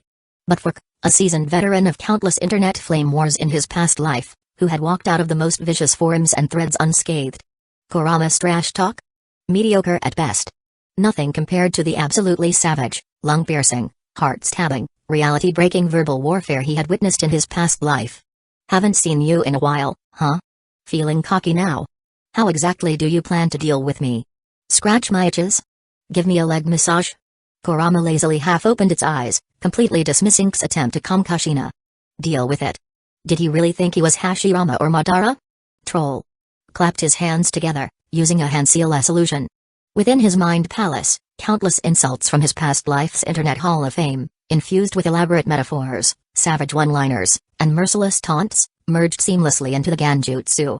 A full-on verbal blitzkrieg, centered around personal jabs, expanding to family references, bringing in parental comparisons for added weight and finishing with remember where you came from history burns for the final blow. It happened in an instant. Kurama's smug expression froze. And then, shock. Confusion. disbelief, face turning red, burning rage, veins bulging, bloodshot eyes, murderous intent soaring. Roar. A deafening roar erupted from Kurama as it rose on its hind legs, shaking the altar violently. With its massive chakra reserves, it forcibly shattered K's self-made C-rank Genjutsu. In its fury, the Nine Tails thrashed against the ceiling stakes piercing through its body and the countless chains binding it to the altar. Truth be told, Troll was just a small experimental technique he had toyed with back in Ninja Academy. It was nothing more than a crude hybrid. He had combined the D-rank demonic illusion, hell-viewing jutsu, which triggered deep-seated fears, with the D-rank mist servant jutsu, which created multiple illusionary foes. Instead of phantoms attacking physically, however, they bombarded the enemy's mental weak points with a full-scale verbal assault. For a C-rank Genjutsu, it really shouldn't have been effective against a beast of Kurama's caliber. The only reason it worked? K's absurdly high mental fortitude and master-level proficiency in yin release. But if he truly wanted to use Genjutsu to subdue or control a creature like Kurama, even his mental strength would require an S-rank, long-lasting Genjutsu to stand a chance. Chapter 45, Trolling the Nine-Tails Madara. The beastly roar of the Nine-Tails echoed through the sealed space. Completely enraged, it rampaged wildly on the ceiling altar, venting its fury. The rattling sound of the ceiling chains filled the air as endless negative chakra spread outward, dyeing the entire ceiling space crimson. That damned brat actually used Genjutsu to simulate dozens of Madaras. And these Madaras were just as proud and unruly as the real one. There was no mindless roaring or hysterical cursing, just a cold, indifferent tone and a condescending gaze, as if they were merely lecturing an ant out of sheer boredom. There were no particularly vulgar or dirty words, yet every sentence was so venomous that it made the Nine Tails want to tear them apart. This kind of Genjutsu instantly dragged it back to the days when it was at Madara's mercy. Even after breaking free from the illusion, it still hated Madara far more than it hated. You should be grateful to Madara, brat.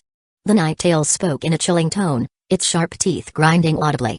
A suffocating aura of killing intent, resentment, and hatred enveloped K, as if the beast would tear him apart at any moment.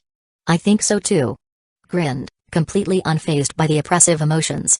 He even had enough presence of mind to protect Kushina as well. Thanks to the enhancement of Transmigrator, his mental power was far beyond that of an ordinary person. If this were the real world, being enveloped by such murderous intent and malice might cause some stress reactions in his body.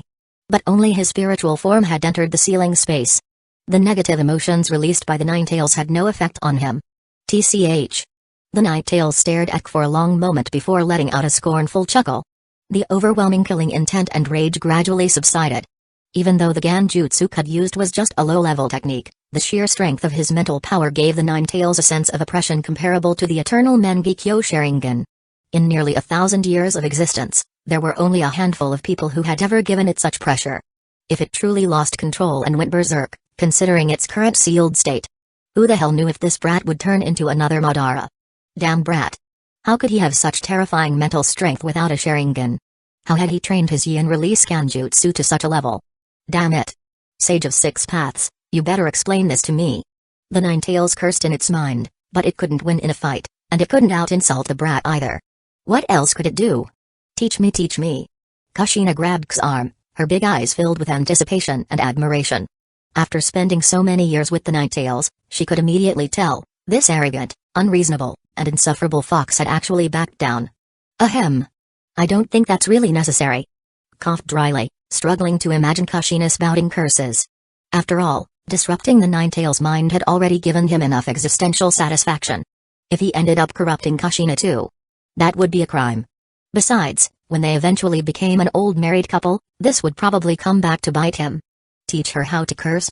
Maybe just a little. Just teach me. You don't want me getting bullied by this stupid fox every day, do you? Kushina clung to K's arm, dragging out her words in a pleading tone. As she spoke, she discreetly traced the word scare in his palm. Alright, fine. How about I tell you all about its secret origins and history? K pretended to look troubled but agreed. He wasn't stupid. The moment he felt Kushina writing in his palm, he realized, she just wanted to scare the Nine Tails. To make it rein itself in a little and stop running its mouth so recklessly. Kushina nodded eagerly, like a pecking chick. Knowing the Nine Tails' secrets? That was a brilliant idea. Even if she never actually used this information, just having it would give her leverage. If you dare tell her, don't even dream of me getting along with her peacefully. The Nine Tails' fur bristled as its blood-red slit pupils locked onto K. If it were anyone else talking about its lineage, it would simply sneer. After all, events from 1,000 years ago had long been distorted by fragmented historical accounts, making it impossible for anyone to truly know the truth. No matter how people speculated, they could never guess what really happened. But this little bastard, he actually knew. During that Genjutsu earlier, the first thing that broke its composure was, of course, Madara. The second was that everything said through Madara's mouth was logical and well-founded, leaving the Nine Tails no room to refute it. "We're just going over your family tree, why are you so worked up?" Kushina put her hands on her hips, looking triumphant as she watched the Nine Tails struggle to even come up with a proper threat. Now she truly understood the power of knowing someone's lineage. You might never actually use it, but you had to have it. See? Just mentioning it had already made the fox blow up. The Nine Tails gritted its teeth and glared at Kushina. "Give me a smile, and I won't listen to him." Kushina grinned mischievously, deliberately making her request sound playful. Anyway, her boyfriend knew all about this stuff. She could just ask him again once they left the ceiling space. "Screw your smile." The Nine Tails nearly shattered its own teeth from grinding them, cursing all the way from Ashina to Kushina, covering every single member of the Uzumaki clan it could think of. As for those ancestors even further back, they were so distant that Kushina wouldn't even recognize their names. What was the point in cursing them? "Let's get down to business first." Patted Kushina's hand, stopping her from further provoking the already enraged fox. Though he did enjoy watching a 1,000-year-old fox get bullied, there were more important matters at hand. "Oh, okay." Kushina wasn't sure what the business was, but she obediently stopped teasing the Nine Tails. "Kurama, does your summoning contract with Madara still exist?" The moment K spoke, not only the Nine Tails but even Kushina's pupil shrank. "Summoning contract? Madara? Tailed beasts could form summoning contracts? And what if it does? That bastard is already dead. First, Madara may be old, but he's not dead yet. Second, even if he does die, he'll definitely leave behind a successor and won't let go of a powerful asset like you. Third, Edo Tensei. That self-righteous Senju. Why invent such a technique? Such an idiot." The Nine Tails cursed bitterly. Even if it didn't believe Madara was still alive, the second and third possibilities were real threats. Especially the third one. That damn Tobirama. Even in death, he was still causing it trouble. Serves him right for getting killed by Kinkaku and Kinkaku. "How about I help you with a contract seal?" K smirked. Seeing how the Nine Tails was venting all its frustration on cursing Tobirama, he knew that Sundeer Fox had already accepted his judgment. "Ha. Let her do it, you don't have enough chakra." The Nine Tails scoffed, glancing at K with disdain. A contract seal required a sealing formula strong enough to completely suppress the connection between the summoner and a summoned entity. With its massive size, did he really think his chakra reserves were enough? Ha. Chapter 46, The Smiling Beast of Hidden Leaf Village. Was stunned for a moment, and then his whole mood took a nosedive. Now he truly understood what it meant. Lies aren't scary, the truth is what hurts the most. Damn it. He would go back and copy a trait to increase his chakra later. The Nine Tails saw K's expression, and the corners of its mouth curled up slightly. It felt a sense of satisfaction, and the frustration from earlier was completely swept away. "You go ahead." K waved begrudgingly at Kushina. Kushina gave him a reassuring look before stepping forward toward the Nine Tails. She clasped her hands together and began forming seals, activating the contract seal. A massive amount of chakra gathered, and countless black sealing formulas spread across the Nine Tails' entire body. This time, the usually mischievous tailed beast did not take the opportunity to launch a sneak attack. Instead, it stayed still and allowed the process to continue. Its slit-like pupils remained locked onto K, who was clearly having a rough time, a faint smirk full of mockery and amusement playing on its lips. After all, no matter how much effort they put in, it wasn't getting out anytime soon. Wouldn't it be more entertaining to watch this arrogant brat suffer a bit? Next up is one's own life reincarnation. Seeing that the contract seal had completely wrapped around the Nine Tails, preventing it from being summoned through summoning jutsu, K finally felt relieved. Now, all that was left was to develop a life transfer jutsu similar to the one's own life reincarnation created by Hidden Sand Village's puppet brigade. No matter how much Madara schemed and manipulated things, Kushina's life would be safeguarded. As for the side effect of the life transfer jutsu consuming the caster's lifespan, had he learned mind-body switch jutsu for nothing? A familiar system notification chimed in. K smirked as he looked at his system panel. Major alteration to an important character's fate. The world line has deviated. Obtained 1 trait duplication, 3 trait extraction, 1 trait removal, 1 trait downgrading, 1 gifting opportunity. Host, Yamanaka. Career, ninja. Active traits, inactive traits, trait extraction, 3, trait gifting, 5, trait duplication, 1. Trait removal. 2. Trait upgrade. 0. Trait downgrade. 2. As someone who loved playing games and hoarding inventory items like a pack rat, just looking at a panel this packed made K feel delighted. Moreover, with 2 chances to remove entries and 2 chances to downgrade them, if Madara really came looking for trouble, K would make sure he learned the true meaning of, it was at this moment he knew he fucked up. Rinnegan? Gone. Hashirama cells? Gone. Top tier wood style? Downgraded to sapling level. No matter how powerful Madara was, if his core abilities were taken away piece by piece, his strength would inevitably be slashed. And with the Flying Thunder God Jutsu at his disposal, as long as his chakra reserves could keep up, K could attack when he wanted and retreat when necessary, stay if he wanted, leave if he wanted. He might even manage to cut off the 4th Great Ninja War at its source. The more he thought about it, the more feasible it seemed. He quickly searched his memory palace for the original storyline's clues about Madara's hiding spot. But after searching for a long time, he realized that the original work only briefly mentioned that Madara, in his dying moments, had stayed at the mountain's graveyard in the northern region of the Land of Iron. That was also the same place where Obito later met with Kabuto and helped Sasuke transplant Itachi's Mangekyō Sharingan. The Land of Iron wasn't exactly small, nor was it particularly vast. Trying to find such a location within a country of that size wouldn't be an easy task. Moreover, Madara definitely didn't have only one base. After all, the place where Obito had his accident was at Kanabi Bridge. During the war, Kanabi Bridge was a critical supply route for Hidden Stone's village in their conflict with Hidden Leaf Village. That location was roughly at the border between the Land of Grass and the Land of Earth. Considering Obito's injuries at the time, half his body was practically destroyed. If they had really taken him all the way to the mountain's graveyard in the northern Land of Iron for treatment, he would have long since died on the way. So, in either the Land of Grass or the neighboring Land of Rain, Madara must have had at least one more hidden base. I wonder if the Intelligence Division has any clues. He made up his mind, he would go check Hidden Leaf Village's Intelligence Division as soon as possible. At the very least, he needed to confirm the exact location of the mountain's graveyard. What are you smiling about? The Ninetales narrowed its eyes. It had been paying attention to K's expression for a while now. At first, it thought he would stay frustrated for a long time after suffering a setback. But before it could fully enjoy its moment of satisfaction, K suddenly smiled. Wait, why was he smiling? What gave him the right to smile? Kurama, you would actually look pretty cute if you smiled. Grinned, showing his teeth. What? The Ninetales was momentarily stunned by the completely unexpected compliment. System, gift, always smiling, to the Ninetales. With strong anticipation in his eyes, gave a silent command to the system. A white glow, visible only to him, instantly merged into the Ninetales' body. Brat. Are you messing with me?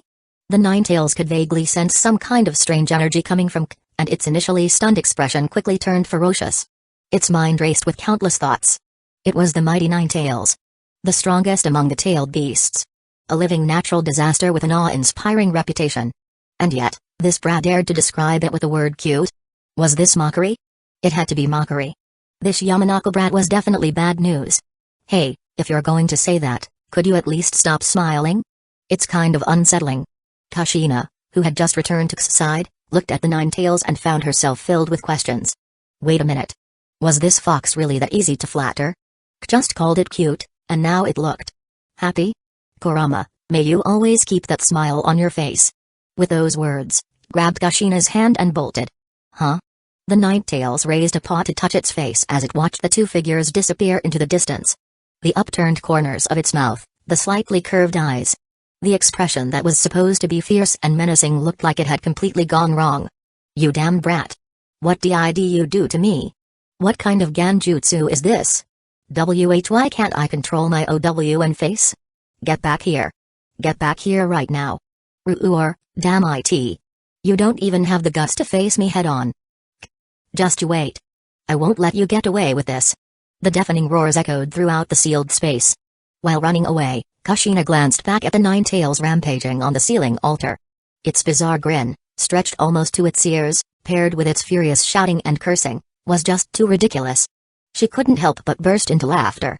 Chapter 47, Trapped in a Smile, caught in a lie. As soon as her consciousness returned to her body, Kushina clutched her stomach, laughing so hard that she couldn't straighten up. All these years of being the Ninetales Jinchuriki.